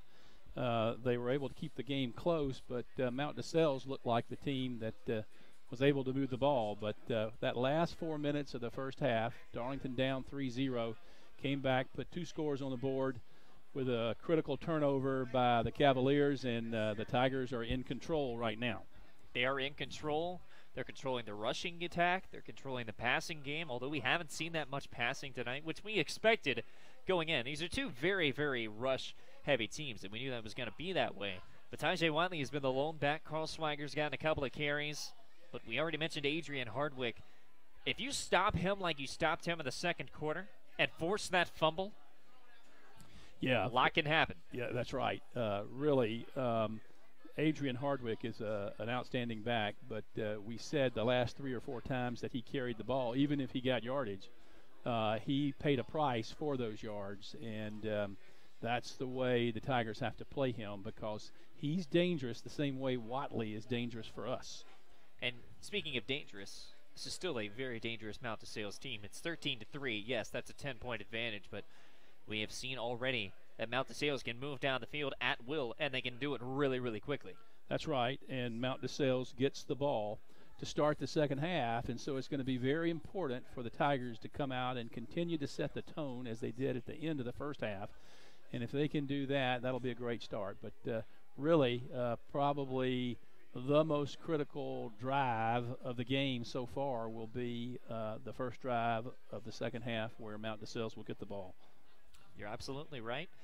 Special teams tonight has done a bang-up job for the Darlington Tigers as well. It's been pooch kicks every time. You haven't seen a legitimate kickoff from either team. And both teams have been able to get down the field really quickly and stuff out what could be really, really big gains. And you've already mentioned that left to right is not the way to run, and that seems to be what Coleman Roberts seems to do every time that he receives a kickoff for the Mount DeSales Cavaliers. Yeah, I think the Tigers will continue to want to kick to him. If you're going left to right on a kickoff return, then people are gaining on you. And he did that on 2 different occasions, turning the ball over on one. So look for Darlington if they can score to continue. Well, actually on the kickoff to begin the third quarter. I imagine they'll try to put that ball right where it has been, that little pooch kick, and hope he goes sideways. Well, you hope this game goes sideways, Tommy, and you hope it goes sideways in the best way possible with Darlington leading 13-3. What's the secret? What's the secret for both teams to get back in this game, Tommy? You already know that Adrian Hardwick is going to have to wake up and that Josiah Cotton is going to have to go right at the defense, but someone's going to get tired. Who's it going to be? You know, that's a good point because Darlington is really, really strong with their first 11 on both sides of the ball, but they don't have a lot of depth. And so what you have to hope for if you're a Tiger is that the conditioning that the team has undergone all year pays off and they can hang in there the full distance of 4 quarters. But you know, attrition, being tired, will probably be a factor on both sides of the ball, and that, as we said, that's where all the hard work, all the running throughout the year can really make a difference. What's your final score at the end of this game, Tommy? Wow. I think that Darlington is going to score 2 more times at least, and the question, I think, is are they going to be able to get, they being Mount DeSales, are they going to be able to get Hardwick in space? I don't think he's going to hurt the Tigers badly off tackle, but if they can get him on the corners, then it becomes a more difficult task for the Tigers to contain him. He really has good speed, and so what the Tigers don't want to do is to give up big plays and a lot of yards, and Hardwick has that capability. So whether Darlington can contain him in the second half, I think will be the key to the ball game for the Tigers. just for lack of my opinion, I'd say 2017. 2017, I don't think you're going to see a lot of points. I think maybe you see a touchdown for each team, and that's about it. Yeah. And maybe a field goal on Mount DeSales' side. But what about the passing game for Mount DeSales? It's got to open up at some point. We didn't see it in the first half. If you snuff out the running game, as the Darlington Tigers defense has proven, they have the chance to do. Yeah, What do you do with a passing game? The difficulty for Mount DeSales, I think, They don't is have that one. They don't. Yeah, they don't have a passing game. Yeah, that's right. That's their difficulty. And really, I think that the front four of the Tigers are so big and so strong that quarterback has a hard time having time to throw.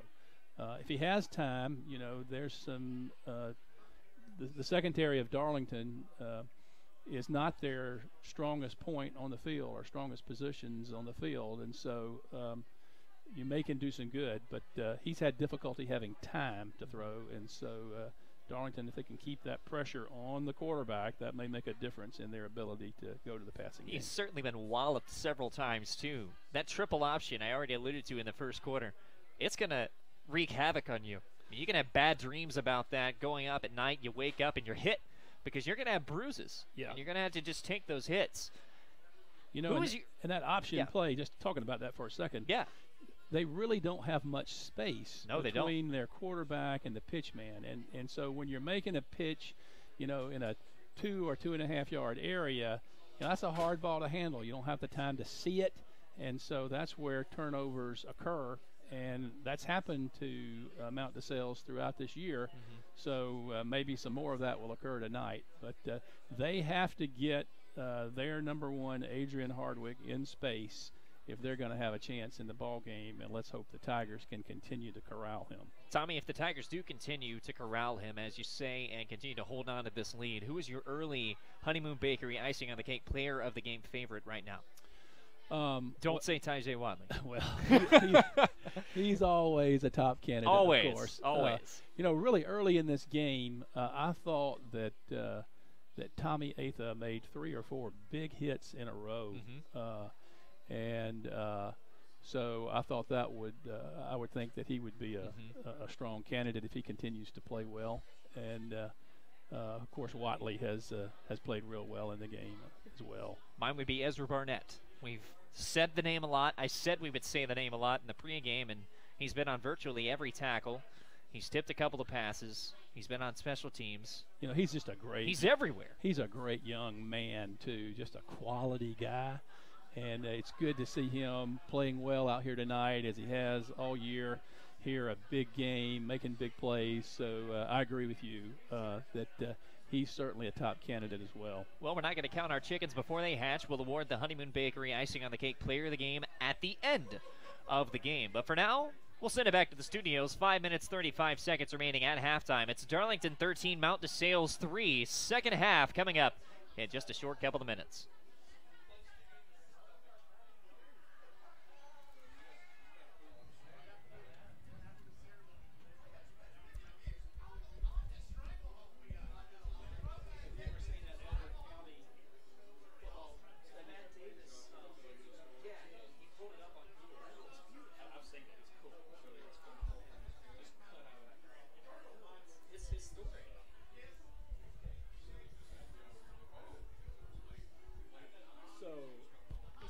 First drive is big, I think, in the game. I think they score. If they score, anybody can win the game. Yep.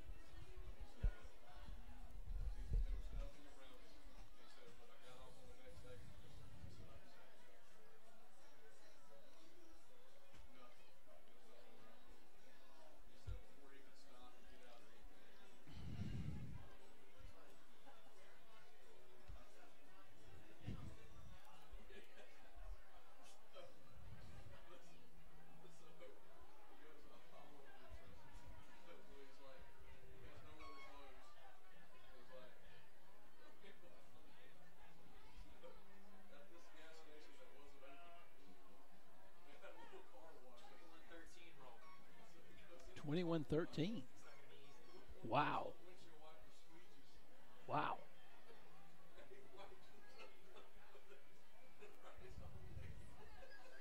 That's a lot closer than I thought.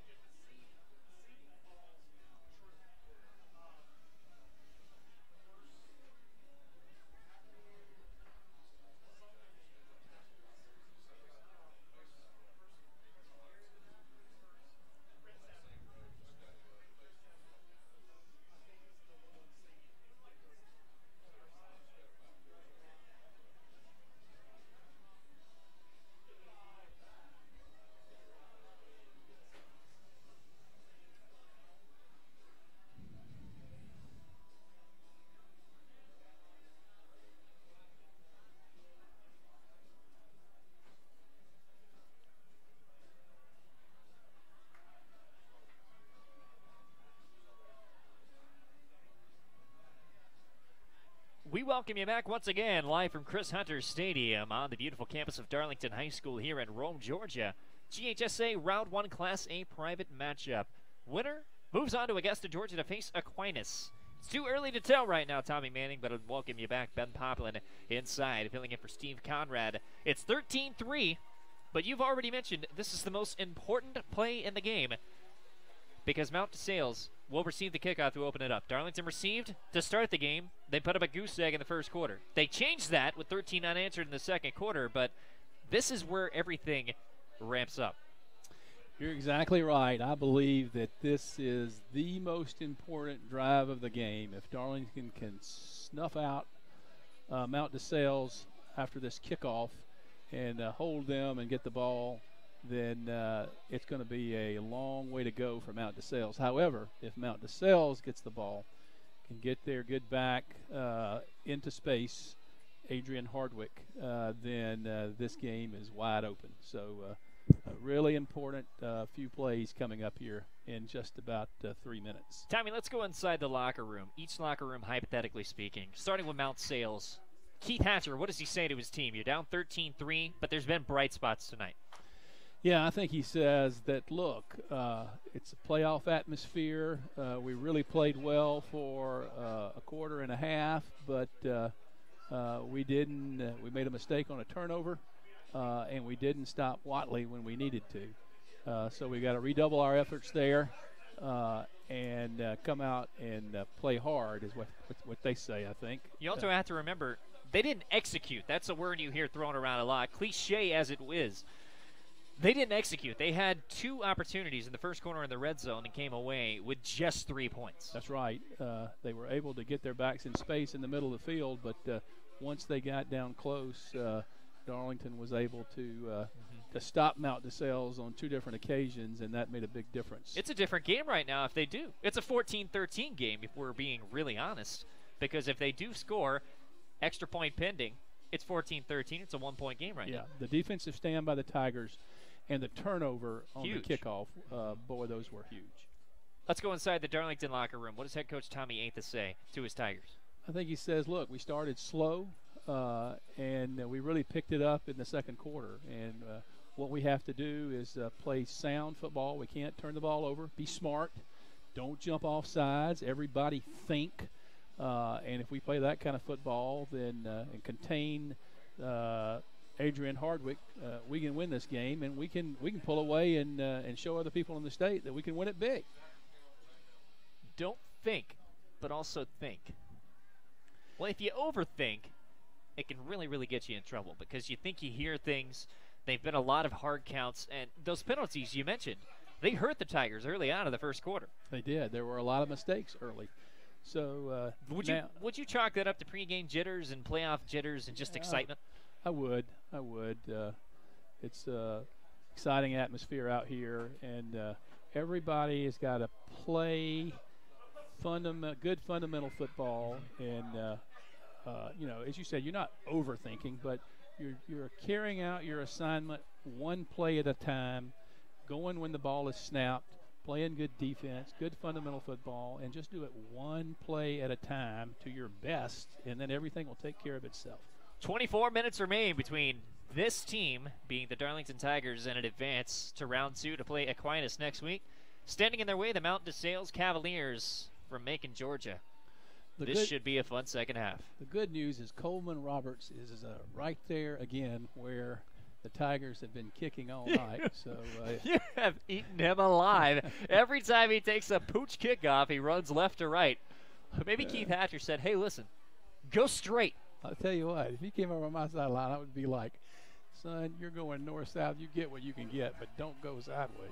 Alex Little lines up along the purple with the Darlington Tigers 40-yard line. It will be a pooch kick. See who it goes to. Big series coming up.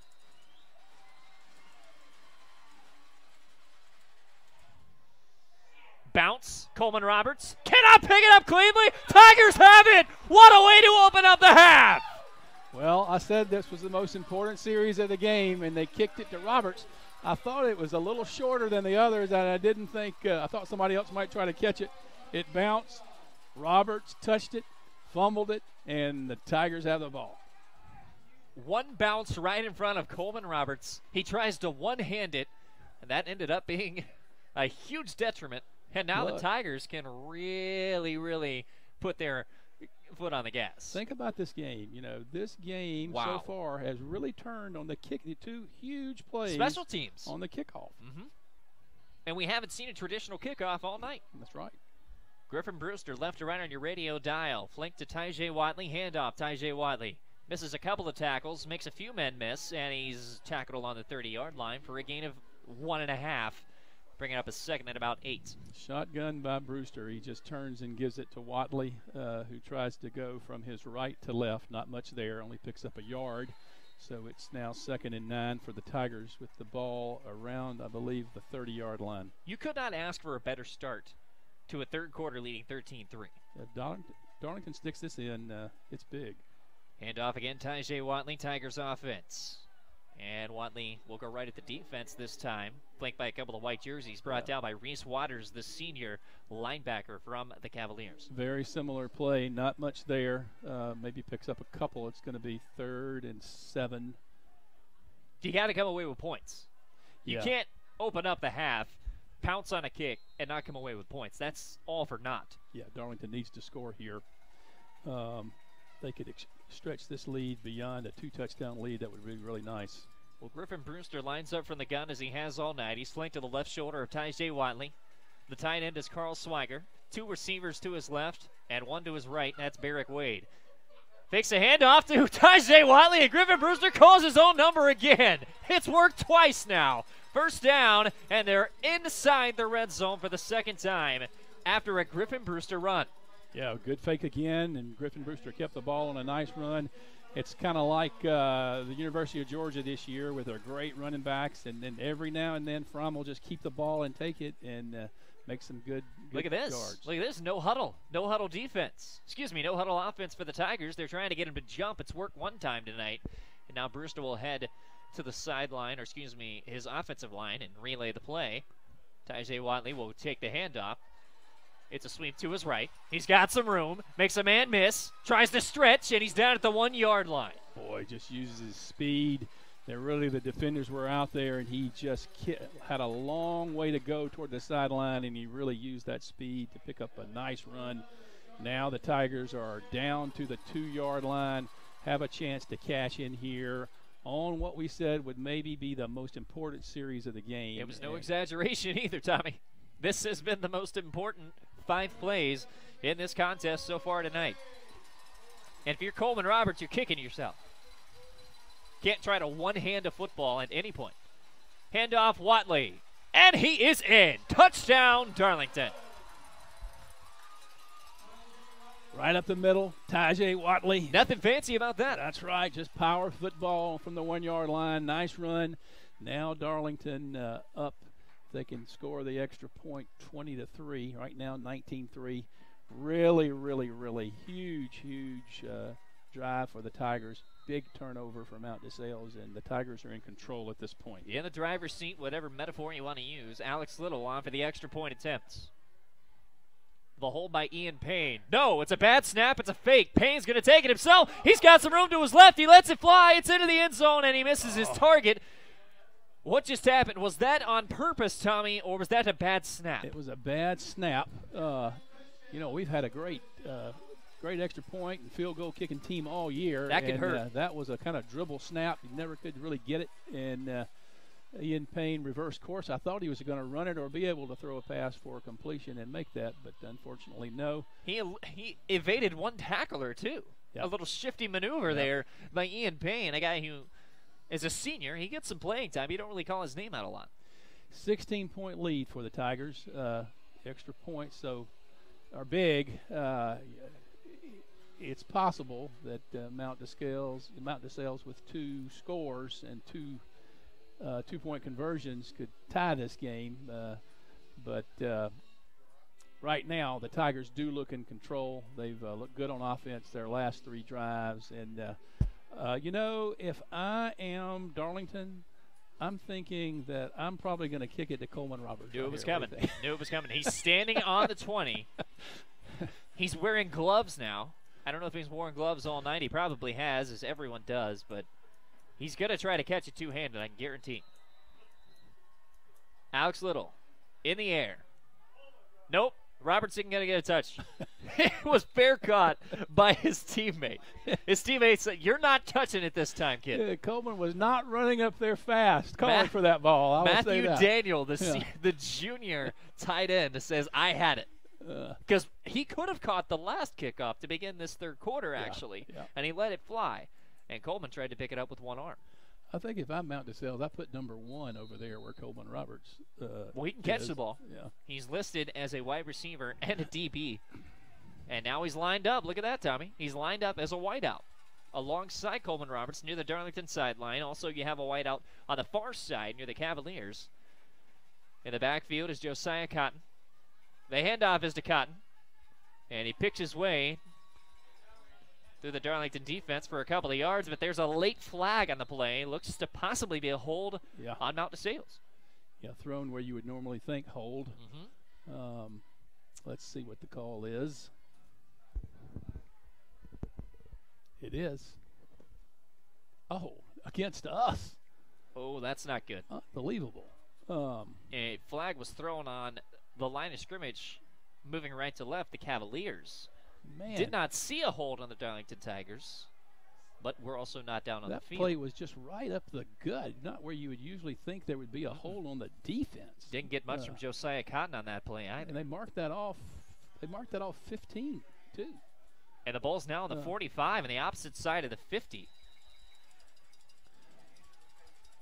That hurts. The extra point attempt missed on what appeared to be an accidental fake. Could hurt as well. Dexter Williams in the backfield takes a high snap, pitches it to the outside. Adrian Hardwick is going to get nowhere, and he'll like it. That's contained right there. Nice play by Carl Swiger. They ran the option to the fast, speedy Adrian Hardwick. He tried to get to the corner, and the defense was there all the way. Cam Watson also in on the hit, and he is fired up. Yeah. And that's what you have to do to their good back. And the receiver, Adrian Hardwick, played very well by the Tigers there. You saw the pitch for Adrian Hardwick, and then you saw 3 purple jerseys waiting. Yep. Well coached, well played defensively there. Looks like they're going to go to the air now. Loss of 3, 2nd and 13. You have no choice really but to go to the air. They're not going to, though. It's handoff to Josiah Cotton, and no, sir, nothing. Nothing. Great. Tommy Athey in on the hit as well. Stuffed him up the middle. Nice play, no gain. We thought they were going to pass. They had Adrian split out further than usual. Nope. That was Kellen's step. I'm sorry. Kellen's had a great year, too. Middle linebacker, tough as nails. Great play. Good. 3rd down and 13. He got back to the line of scrimmage, the officials said, for Josiah Cotton. No more loss on the play.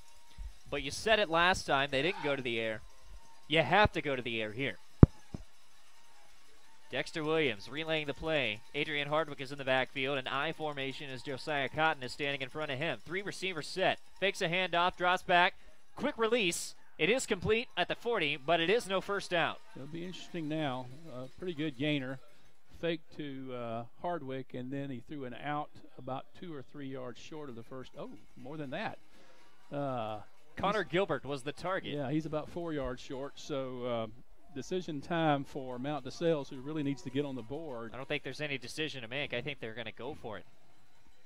Ball's on the 40, just inside the 40. Mount DeSales has to go to close to the 35. 4th down, big play. Biggest play of the night. I don't think you'd argue that, Tommy. 19-3. Darlington on top. 4th and 5. Dexter Williams is flanked by a couple of backs. He's got 2 receivers to choose from. Steps back, lets it fly. Ooh, it is complete, but is it a first down? We might need measurements here. That's going to be close. It was caught again. He may be short, I believe. It depends on the spotting of the football. Yeah, he's short. They say he's short.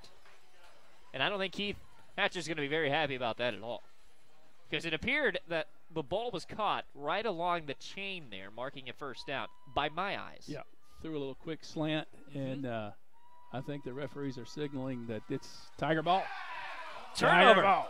They go for 4, and it didn't work. Tigers will take over for the second time here in this third quarter. The Tigers can blow it open here if they can just make a good drive, utilize Watley, and run some clock. Gutsy play there, but really, you're trailing 19-3. You don't want to punt it into your opponent's hands, especially the momentum that Darlington Tigers have right now if you're the Cavaliers. Yeah, that's not to be too cavalier about that. It was right there. It was. You're just going to ignore it. I like it. Left to right, Darlington takes over on offense. 1st and 10, 6:45 to go, third quarter. Hand out to Tajay Watley, scrambling to his right. He'll get a couple before he is wrapped up in the backfield by Matthew Daniel. Yeah, not much there for Tajay Watley coming over to the right side, trying to break it outside. Played well by Mount DeSalle's defense. 2nd and 9, 6:27 left in the third quarter. Tigers up 19-3, and things are going well for the Tigers. They would love to grind out a long drive and eat some more clock and score a touchdown right here. Really would put the game out of reach. Be just what the Tigers want. Exactly the opposite of what the Cavaliers want. In motion is Barrick Wade. Handoff instead is to Tajay Watley, and he trips as soon as he has the ball. I don't know if he loses his footing on the turf, but he got nothing out of that. Yeah, it was a quickly dying play. Not much there. 3rd and 10. Now, do you look for the Tigers to put the ball in the air on 3rd and 10? I would say no. I would say they will not either. I would say no, because you don't want to risk something, and you still have all of that momentum. So if you don't get it, you still have the leg of Tate Ratledge to rely upon, and he can put it inside the 20 at will. Yeah, I think you're going to see the Tigers try to draw them off sides first, and then they'll probably have a running play. Griffin Brewster from the gun. Nope, they don't try to draw him off. He does pass. It is complete. And a shifty maneuver up the middle. The Darlington Tigers have a first down. Ezra Barnett, there's that bad man again. Yeah, he's making his statement for the Honeymoon Bakery Player of the Game. I like him. Yep. I like this kid. That maneuver, that had some Julian Edelman-type footwork up the middle by Ezra Barnett there. Very nice. New set of downs for the Tigers. They completely ignored our advice, which I'm glad they did. And with 5:05 remaining in the third quarter, looking to the sideline, they're going to try and slow this thing down. Play clock at 10. There's no reason to rush. From the gun, Brewster. Hands off to Watley. To his right. Not going to work. Yeah, not much there. Just it appeared one of the Cavaliers was either punching Watley or trying to punch the football loose. I'm going to go with punching the football loose in attempt. Micah Hadaway. Yeah, I think he was trying to rip that ball out. Tajay Watley did a good job of holding on. Not much there, though. Holding on to that ball, Petey. 2nd and 10, but there's a lot of clock running, and that's in favor of the Tigers. We're down to 4 minutes, 17 seconds now in the third quarter. Play clock at 16. You know, at some point, Keith Hatcher and the Cavaliers are going to have to burn a timeout. When is the question. 2nd and 10. No gain on the play. Tajay Watley gets to the line of scrimmage and a jump on the offense. Yeah, we moved. Looked like our left tackle moved. The Darlington Tigers, unfortunately, a false start. That was the left tackle, Colin Zazzaro, the junior. And he hates himself because of it right now. Yeah, that stops the clock also. So not what Darlington ordered, but maybe we can make up for it. Yeah. Lean forward, just an inch. That's all it takes. So you lose 5. It's 2nd and 15 now. Left to right, the Darlington on your radio dial. The ball on the 42-yard line. They lead 19-3. 16 straight unanswered points, going back to 13 straight in the second quarter, and then 6 to start this third quarter. Yeah, Darlington's really controlled the game since midway through the second quarter. Brewster from the gun secures the mouthpiece in his lips. Barks has the play, hands off. Nope, keeps it himself again, and he's wrapped up in the backfield. And that was big number 71, and I say big.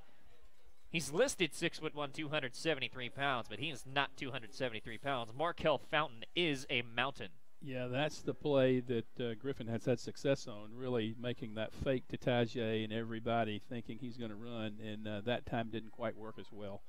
going to be third and about 12 for the Tigers. The ball's on the 44. And, again, here we are. Last time we said they wouldn't throw where they did. Let's see if they do this time as well. I think they do, and then they don't. Brewster is not at quarterback, so that might answer the question. Griffin Brewster lines up as a wide receiver. Tyjae Watley is the lone back. And there's your timeout. Is it a timeout? There's your timeout. There you go. You've been saying that Mount DeSales may call. Well, interesting lineup there. It was a wildcat formation. Tyjae appeared he was possibly going to throw or he was going to run, and maybe you have Griffin Brewster come back as a flea flicker of sorts in a reverse, and you see Brewster throw downfield to maybe an Ezra Barnett or a Barrick Wade. But we'll never know because that play didn't happen. Timeout, though, called on the field. Mount DeSales trying to come up with something to stop this offense of the Tigers. Keith Hatcher and Tommy Atha, meanwhile, trying to keep the foot on the gas. What a second half so far for Darlington. What a last 12, 15 minutes for Darlington, if we're being honest, Tommy. Yeah, they really have stepped it up. Have a few more scores from around the area. No surprise, third quarter, Cartersville 42, Pickens 0. I think Adairsville in the third quarter losing to Cedar Grove 21-3. We had an earlier score at Rome. It was a good game. I don't know if we have an update on that. Rome, it was 21-13 last we checked. Randy Davis back in our studios has been delivering updates throughout the evening. He'll also have the post-game show on our FM affiliate, 95.7 The Ridge. 28-13 is now the score. We are just told Rome on top. The toughest opponent they've probably faced this year because they've blown everyone out. They really have blown everybody out. Pepperell 29, Banks County 0 in the third quarter. And Coosa, unfortunately, losing in Elbert County 3 hours away from us. But Darlington, they're going to throw. Dropping back Griffin Brewster. He's got time. He's letting it go. And it's into the hands of Tyjae Watley, but tipped right out. That's a nice pass from Griffin Brewster there, Tommy. And Tyjae was just double covered, and he still almost caught the football. Yeah, they put Watley in the slot, and they just ran him straight down the field, streaking.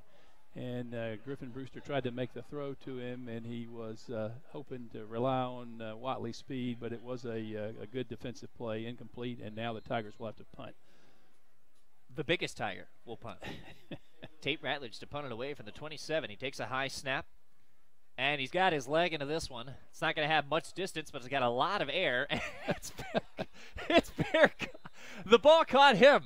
The ball caught him. He caught it. It was fair caught by Jaden Wilson, but the ball lands right in his neck, and he just falls to the turf. He body slammed on his back after that catch, but he did catch it. And now Mount DeSales has the ball on their own 28, it looks like. 2:31 left in the third quarter. Tigers are in control, but they don't want to give Mount DeSales any kind of crack. And they've really played good defense here for the last 4 or 5 drives, making Adrian Hardwick earn every yard he gets. And that's been the key. We said stopping Adrian Hardwick would be the medicine, and that's exactly what the Tigers have done. They're going to hand it right off to him, though. He's going to try to get something, and Ezra Barnett's going to meet him right up in his grill and say, nope, he's down. Ezra Barnett again. We've called his name all night. Great play. Hardwick gets the ball. Darlington's containing. All he can do is dance and shuffle. Can't really utilize his speed. Great play by the Tigers. 2nd and 9. They held Hardwick to just a yard. And I just watched Tommy Atha, the head coach, not Tommy Atha Jr., on the field, relay the play to Tate Ratledge. And it's quite funny to watch a grown man look up to a high school student. Because Tate Ratledge is that big. He is. He is a hoss. So Dexter Williams and company, the Cavaliers moving right to left. 2nd and 9. They gave Adrian Hardwick a short gate of 1 on that play. 1:43 to go. Third quarter, 19-3. Darlington leads. Motion. And we've got a whistle. Motion on Mount DeSales. That'll back them up. Things are going the right way for the Tigers. And they just continue to shoot themselves in the foot with these careless penalties. And this is something we saw in the first half on the Darlington side of things, Tommy.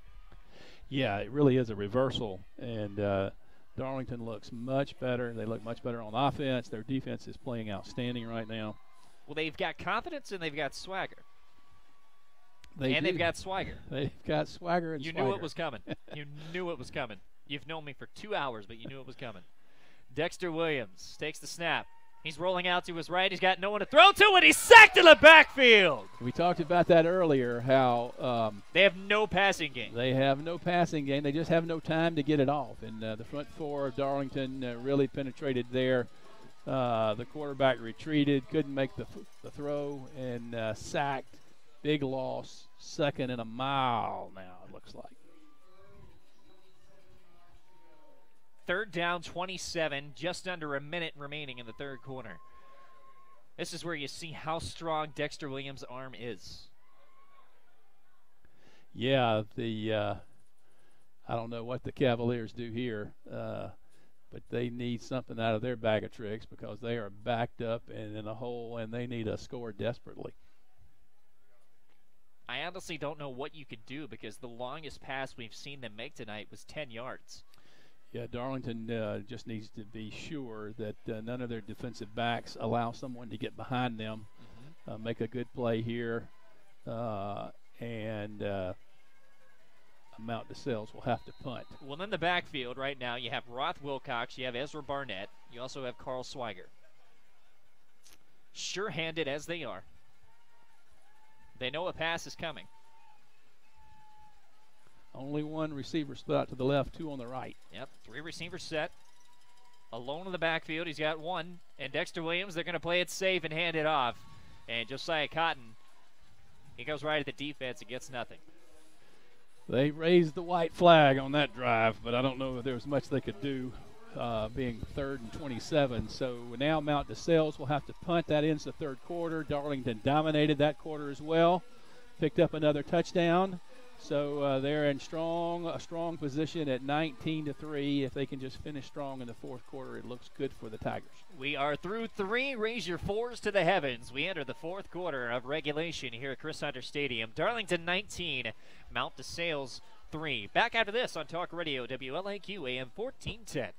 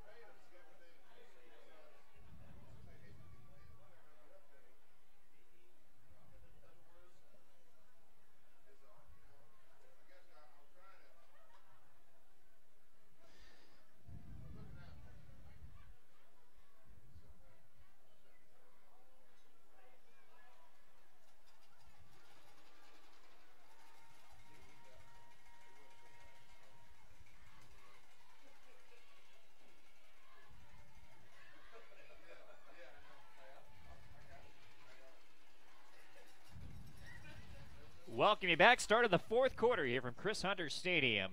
What's on the line, Tommy Manning, is a trip to Augusta, Georgia to battle Aquinas next week. Punting it away and with 0 distance on it. Maybe about 20 yards. That's exactly what you want if you're the Darlington Tigers, and you hang your head if you're the punter, unfortunately, for the Mount DeSales Cavaliers. Great field position for the Tigers to start the drive on their 25. Yep. Well, we'll see where they spot it. They're moving actually further towards the 30, so they say the ball sailed out of bounds, and it's on the 29. They're going to spot it, moving right to left. Tigers in good shape. Really have an opportunity to score here and make it more than a 2-touchdown lead. It's 16 right now. Score here, field goal even would really make it difficult for Mount DeSales to have a chance to come back. I don't think they want to settle for a field goal, though. No, I agree with that. 19-3, just underway 4th quarter. Darlington looking to add more. Griffin Brewster alone in the backfield. The only man flanked to his right is Tyjae Wadley. The handoff is to Wadley. He takes a couple of minutes, finally opens up a gap, and he'll gain about 6 for a solid carry down to the 25. Yeah, good hard running by Tyjae Wadley there. There was not a lot there, and he made a nice run. Here's a little surprise score. Up in Calhoun, 3rd quarter, Calhoun 10, Pace 3. So that's still a close game there. Very close game, very close game. Calhoun, of course, a perennial favorite when it comes to the postseason in Northwest Georgia. Tigers now. A little confusion as they're looking over near the sideline to receive the play from Tommy Atha. Or they're possibly just milking the clock. Yeah. 10 seconds on the play clock. Let's see. Brewster takes the snap. Handoff once again. Tyjae Watley. Where have we seen this before? Sweep to his left. Gets an easy about 3 or 4 yards. Yep, going to bring up a 3rd and short. And Darlington may go power here right up the middle and see if they can pound out another first down and run some more clock. I could possibly see another fake from Griffin Brewster here. It's been a while since they tried, although the last time they tried, he was tackled in the backfield for a loss. Yeah, I wouldn't be surprised to see Schweiger either. He's a strong, tough runner, and up the middle to here for 2 or 3 for a first down would be nice. We've seen him carry the ball twice tonight. And one of them was a sweep to his right. Got a solid gain. He lines up. Looks like it's Tyjae, though. Couple of receivers as well. Handoff is to Watley. At the defense, battling for some extra yardage, and he won't get it. Yeah, it looks close, but I think you're right. I think he's short. So that brings up 4th down. Darlington is on the 23-yard line, so the field goal would be about 40 yards, and so it looks like the Tigers are going to try to go for it. Let's see. Tommy Atha has checked in off of the field, as well as Kellen Stepp. Wouldn't be surprised to see Darlington try to pull Mount DeSales off sides again, because you know they really need to stop, so they're probably going to be anxious. Let's see what happens. Crowd once again. Letting him hear it. Nearly a jump. There's the jump you wanted. That's exactly what you wanted. Dane Fryer, the defensive lineman for the Cavaliers, jumps. So that makes an automatic first down after, not automatic, but a first down by virtue of the penalty. And good job by the Tigers. They looked, they huddled close to the line of scrimmage, came out quickly like they were going to go quickly, and forced Mount DeSales to jump off sides. A big play for the Tigers. It was all in deception, Tommy. Yep. Deception. Tommy Atha's got a lot of that in his pedigree. We've already seen 3 trick plays tonight, and he's gotten him to jump off sides twice, just like he did. Yeah, looks like Darlington has 2 men split out to the right. They do. Tight end to the left, and Tyjae Watley the lone back. Fakes Watley. Griffin Brewster looking. And he's got Carl Schweiger in the back left corner. Touchdown, Darlington. Really nice play. The Darlington faked up the middle to Watley, and the 2 wide receivers were on the right side of the field, but Darlington went back, not to the tight end on the left side, but to Schweiger, who snuck out of the backfield all the way down the side. It was a throwback pass, and he was just enough ahead of, I think that was number 1, Adrian Hardwick, to make the catch, and a nice play to put this game in a really good position for the Tigers. A great pass from Griffin Brewster as well, as Yep. Alex Little is on for the extra point attempt. It is good. It is. 26-3, 9:57. You like your chances if you're Darlington in the final 10 minutes of this quarter. You know, and I go, Griffin Brewster, again, the pass. Sorry to interrupt, Tommy, but that was an excellent, excellent pass. He dropped back 2 steps. He's looking off a receiver to his right. Then he sees Carl Schweiger in his peripheral, back left corner. He's got his man beat, and Schweiger completely leaps, lays out, falls on his back, and holds on to the pigskin. yeah, great pass. I think they intended to throw back that whole play. They wanted to make it look like they were throwing to the 2 receivers on the right side, made the fake, and then Schweiger sneaks out and gets behind the backside corner. Great pass, great catch, and the Tigers are in control. Not to be confused with Carson Schweiger. This was Carl Schweiger. And yes, they're related. Carl, the senior. Carson, a sophomore. A lot of siblings. Who do you think we're going to kick to here? Well, Ben? it's not going to go to Coleman Roberts, although we wanted to go to Coleman Roberts. Last time we saw Matthew Daniel take charge, Matthew Daniel's going to do it again, and it's going to bounce out of bounds, and there's the flag. That may have been the play right there all night for them that they've not done. Bounced at the 29-yard line. There was a flag. It appears it'll probably be on the Darlington Tigers. I think he kicked it out of bounds. He so did. You can't do that. That's going to put the ball to 35. And you know, all those other kicks are they're pooches and high, but they're close to the side. A smart play there, the first one that I've seen on the kickoff return for Mount DeSales, and they'll get the ball 1st and 10 on the 35. Moving left to right. Mountain DeSales, 9:31 to go in the fourth quarter. 26-3 now. Darlington in the driver's seat. Dexter Williams dropping back. It's going to be a passing game now. Lets it go. Oh. And you look to see possibly a pass interference play, although going up for it was Coleman Roberts and whoever the Darlington DB was that time. I could not place a number, but there was a little bump from both. Yeah, it looked like they just both got air and made contact going for the ball. The ball really was not really catchable either. There's the booze, so you know it's against the Tigers, and it was Roth Wilcox who went up and tried to tip the football. Meanwhile, Coleman Roberts tried to catch it. And again, both of them went up for the football. That was a clean play, although pass interference is the call, and they will move the chains. That is an automatic first down for the Mount DeSales Cavaliers. Yes, they got the ball to the 50, and this is the first time that the Mount DeSales has moved the ball in a while. It really came on penalties. Tommy, I also believe that's the first time the Tigers have been penalized in this second half. Dropping back in a deep ball. Coleman Roberts again was the target, and it was a little bit better of a pass. You might have had a Willie Mays over-the-shoulder type catch, but again, Dexter Williams, the accuracy, it's just not there. Yeah, he threw the ball a long way then, had a little wobble on it, and Coleman Rogers was streaking open, but he was kind of running long and to his right, and the ball was thrown over his left shoulder, so it would have been an incredible catch, and Coleman Roberts was not able to make it. So now you have second down and 10, 9:38 to go in regulation, 26-3. You got no choice. You have to throw.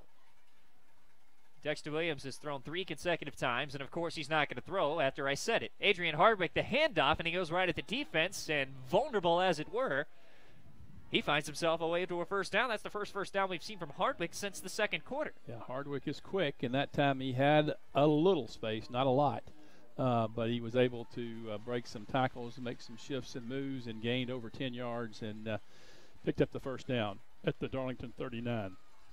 9:28, Darlington leading 26-3. They're in control of the game, but they really want to stop Mount DeSales right here. Anything can happen. It's high school football. Play clock is down to 9, though. You have to hurry a little bit if you're Dexter Williams and the Cavaliers. He's got a 3-receiver set, 2 to his right, 1 to his left, and a tight end. He's dropping back. He's got pressure. He's got to let it go. He does, and into the direction of Adrian Hardwick. It is incomplete. The Darlington man on the coverage as well was Tommy Atha. Yeah, the Cavalier quarterback there really had zero time to make anything happen. 4 Darlington linemen breathing down his throat. All he could do was roll to his right and get a few steps and throw that ball out of bounds. It looked like there, the play for Mount DeSales may be with all that pressure from the defensive line to try to throw a screen over the top of them. I don't know if they have that in their playbook or not. Update, Rome has become Rome, so they're 49-13 now. So they woke up after a couple of quarters, taking down Cedar Shoals. No final, but 49-13. Great play by the Tigers. That's Tommy Atha coming off the corner and making a sack for a loss of 5. A really nice play as the Tate Ratledge also in on the hit. As dropping back was Dexter Williams, tried to step up in the pocket, and the pocket collapsed immediately as Tate Ratledge and Tommy Atha in for the combined sack. Yeah, 3rd and 15 now, and there's just not time for Dexter Williams to throw the ball. So we'll see what they elect to do here. 3rd and 16, 8:25 to go. Williams looking to the sideline for the play from Keith Hatcher. 3 receiver set, 2 to his right, 1 to his left. He drops back, fakes a handoff. He's met with a couple more. There's Tate Ratledge again and Jacob Hunt. That was confusion from the jump. And another sack of Dexter Williams. Yeah, they're going in the right direction. It's 3rd and 25. 4th and 25, excuse me. 7:52, clock ticking. Darlington ahead 26-3. Defense playing well, and Mount DeSales now will have to punt. To quote the Rolling Stones, Tommy, time is on the Tigers' side. It's a fake punt. Knew that was coming. And rolling out to his right and tackled quickly was Justin Lucas. And another loss. So that's 3 or 4 plays in the row for Mount DeSales going backwards. I know they need to make something happen, but I really didn't see what they were trying to do on that fake punt at 4th and 25, and really a loss of 1 on the play. It wasn't even close. So a turnover, and the Tigers will take over with 7:30 remaining in regulation.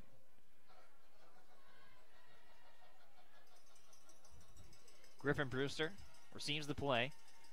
Brent Bell relaying it to him. He had a nice pass to Carl Swagger on the last drive. Yes, on he the did. Throwback, so resulted in a touchdown. they'll probably try to grind out some time here and see if they can just ice this thing. Tyjae Wiley takes the handoff. He goes up the middle, finds a hole to his left, and he is tackled after a gain of about 8. Speaking of, the tackle was made by number 8, Connor Gilbert. Yeah, not a lot there, but picked up a couple. Clock's running. 2nd and 8 for 7 or 8 for the Tigers, and they're going to try to run the play clock down every time inside of 5 and just try to run some clock and drive the ball down and enjoy a big win for the Tigers. Both of these teams were 6-4 coming in, and the Tigers have really dominated since the second quarter. So Griffin Brewster slaps his thighs, hands off to Tyjae Wiley once again, and he goes right at the defense. He'll fall a couple of yards shy of a first down, but he'll have another down to work with. With 6:34, the clock continues to tick. Yep. Wouldn't be surprised to see the Tigers let Watley get some rest, stay healthy for the next game. 6:20 now as the clock ticks, and it's a 3rd and about 3. But Watley's still in the game right now. You can't expect that lasts much longer because you have to rest him at some point. He rested all last week, resulted in a 6-0 loss. Not that he was the reason for the loss. He was harnessing an injury, but you got to think the rest is going to do him some good. Hands off to Watley again. They're just not listening to us, Tommy, and I'm fine with it. He goes right at the defense, and it's a first down for the Tigers, and that's going to help. We'll see if they bring the chains, but it looks to see he had the forward progress. Yeah, I believe he got a first down. The chains have not moved yet, though. Just barely. Let's see. They're looking. They may measure this. It may come down to that keychain clip again. At this point in the game, is it worth bringing out a carabiner to measure this? Yeah, I agree. They're going to call it 4th. 4th and an inch. Inches. Did the Tigers go for it?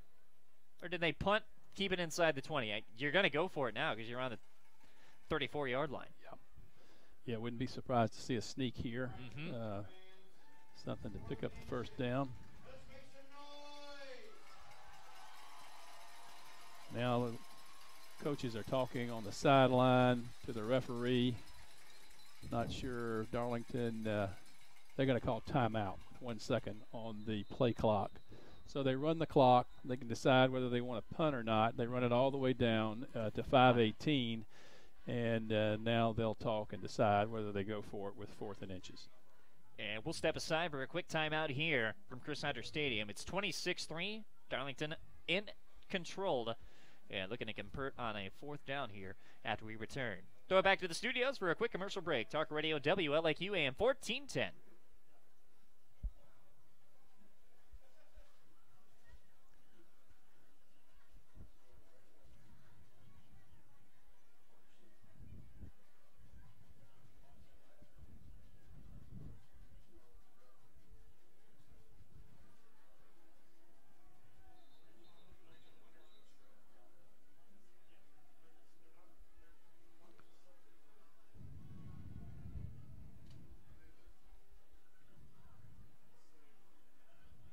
Back with you after a short timeout. The Darlington Tigers looking to convert here on 4th down. It's 4th and inches. They elected to not measure. Yeah, we have a minute up here while Darlington decides what they're going to do. Just a quick shout out again to Steve Conrad. Sure miss him up here tonight. Wish him the best. And what a great guy, and what a great announcer for Darlington for a long time. Absolutely. He is the voice of the Tigers, and we're just stepping in. But, Steve, all the best. We wish you well, and we know you're listening. There's the sneak you said was coming, and Griffin Brewster, he makes the Cavaliers his plaything, and it's an easy first down. Just drives ahead. Good play. First down, and now Darlington can run at least another couple of minutes off the clock. They have another set of downs. Could we see a possible score again here from the Tigers as you continue to milk the clock down? It's 5:08. There's plenty of time. Yep. You know, I'll tell you this. It will have to be somebody running hard to break away. Otherwise, Darlington will run that thing down. And if they can get it inside a minute, they'll just kneel on it because Tommy Atha won't run the score up on somebody you watch. And Tommy Atha has removed Tyjae Whiteley from the game. It's a high snap from Griffin Brewster, and Brewster's going to hand off to a man, Colin Rogers, who's not going to be denied. How about a second and a third effort down to the 20-yard line, just shy of a first down. First carry of the night for Colin. Nice run. He runs. He's a young, strong runner, and a good run there. He picked up about 8, so Darlington's 2nd and 2. And it's not a long 2 either. Colin Rogers is the back now. Did you expect that tonight? You know, he backs up Tyjae some. He does, and so they like him in that tailback position. They tend to run Carl more in that slot or fullback. So, but a sophomore, Colin Rogers, so you could see him take the snaps for years to come. As Tyjae and Carl Swiger will both graduate. Another give is to Colin Rogers, and he'll pounce forward for a first down. Yeah, and you're right. You know, Darlington has time to run that ball all the way down, and I think they're going to do just that. They may have a chance at another score because there may be too much time to kill the clock. The play clock is 25 seconds. We're at 3:35. And it stopped because of the first down. You had to move the chains. Now's the whistle. And it's down to 3:30. Continuing to tick. Darlington will snap that thing inside of 5 seconds, I'm sure. Couple of substitutions. Barrick Wayne checks out. Coming in, Mitch Kriego.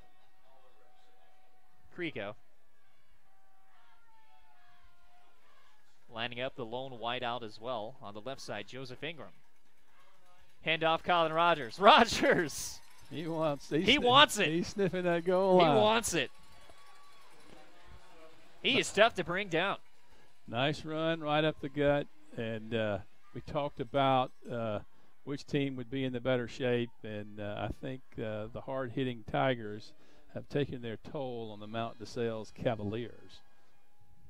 Their defense is definitely depleted. They've been on the field a long time tonight. I don't know what the time of possession is, but Darlington has severely held the ball. At least 10, 15 more minutes than Mount DeSales tonight. 2nd and 3. We're down to 2 minutes, 47 seconds. Handoff, Colin Rogers again. Up the middle of the defense. He's down to the 4-yard line. 6 and 7 at a time. We're 2:42. First down, first and goal, and the Tigers look really strong. And Colin's feeling it. He's going over to the sideline. Look at this crowd. He's clapping. He's got hands on his hips now. Confidence is sky high, and confidence has honestly been sky high for the Tigers since the second quarter. You know, this game really changed in the second quarter. Oh, didn't yes. it? Because really, Mount DeSales looked like, at the beginning of the game, the better team. They really had it rolling more than Darlington did. Darlington was making mistakes, and then it just turned in that second quarter. Griffin Brewster from the gun, down to 2:17 remaining in the game. Handoff, Colin Rogers bangs his way forward after a couple of yards. That time he was snuffed out. I think he and Griffin Brewster made an agreement before the game saying, you're going to get a touchdown tonight. But he's not giving up. He's not. 25 seconds. Let's see what the Tigers do. Minute 35 remaining in regulation. You're leading 26-3. Yeah, sorry, 25 on the play clock. Now it's down to 18. Darlington is snapping each play in less than a minute. With less than 5 seconds, excuse me. Second down. The Tigers could kneel it. Let's see what they do. They're not going to kneel it. Handoff, Colin Rogers. Up the gut. Does he get in? The nose of the football looked to possibly touch the goal line. No signal yet for the pinstripes.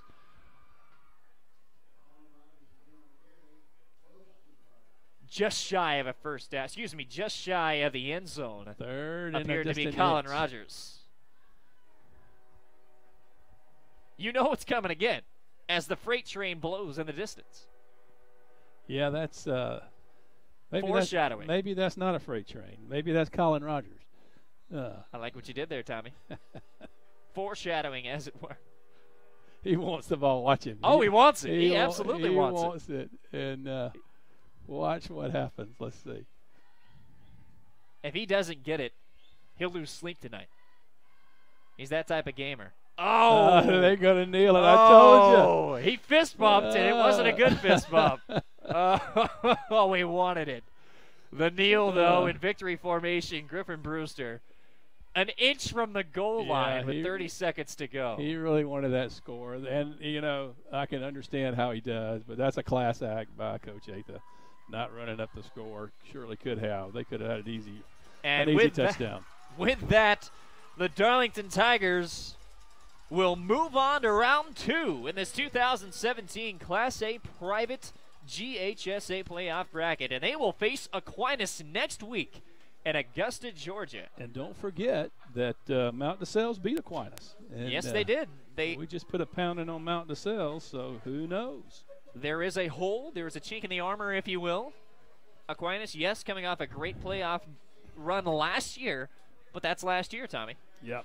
Aquinas did beat a 9-0 Stratford team last week to win the region championship. I think they had sub-regions, and so that was a big win. But I heard that Stratford has a really outstanding defensive lineman that is highly, highly recruited, and he did not play. So it'll be interesting. Certainly the Tigers played well tonight, and I think they should be able to match up with Aquinas and give them a run for their money. We shall see next week, but for now, 26-3, your final score. Darlington takes down Mount DeSales. A 3-hour trip back to Macon, Georgia, with their heads held high as they have the future ahead of them. A lot of stars on this Mount DeSales team. Darlington was just too much to handle tonight. We'll come back on the opposite side of the break with a post-game show and award the Honeymoon Bakery Icing on the Cake Player of the Game. Again, final score from Chris Hunter Stadium, Darlington 26, Mount DeSales 3. Ezra. You know I want to give it to Ezra. That's good. My decision, though. You want to give it to Ezra? That's good by me. I thought he played a good game.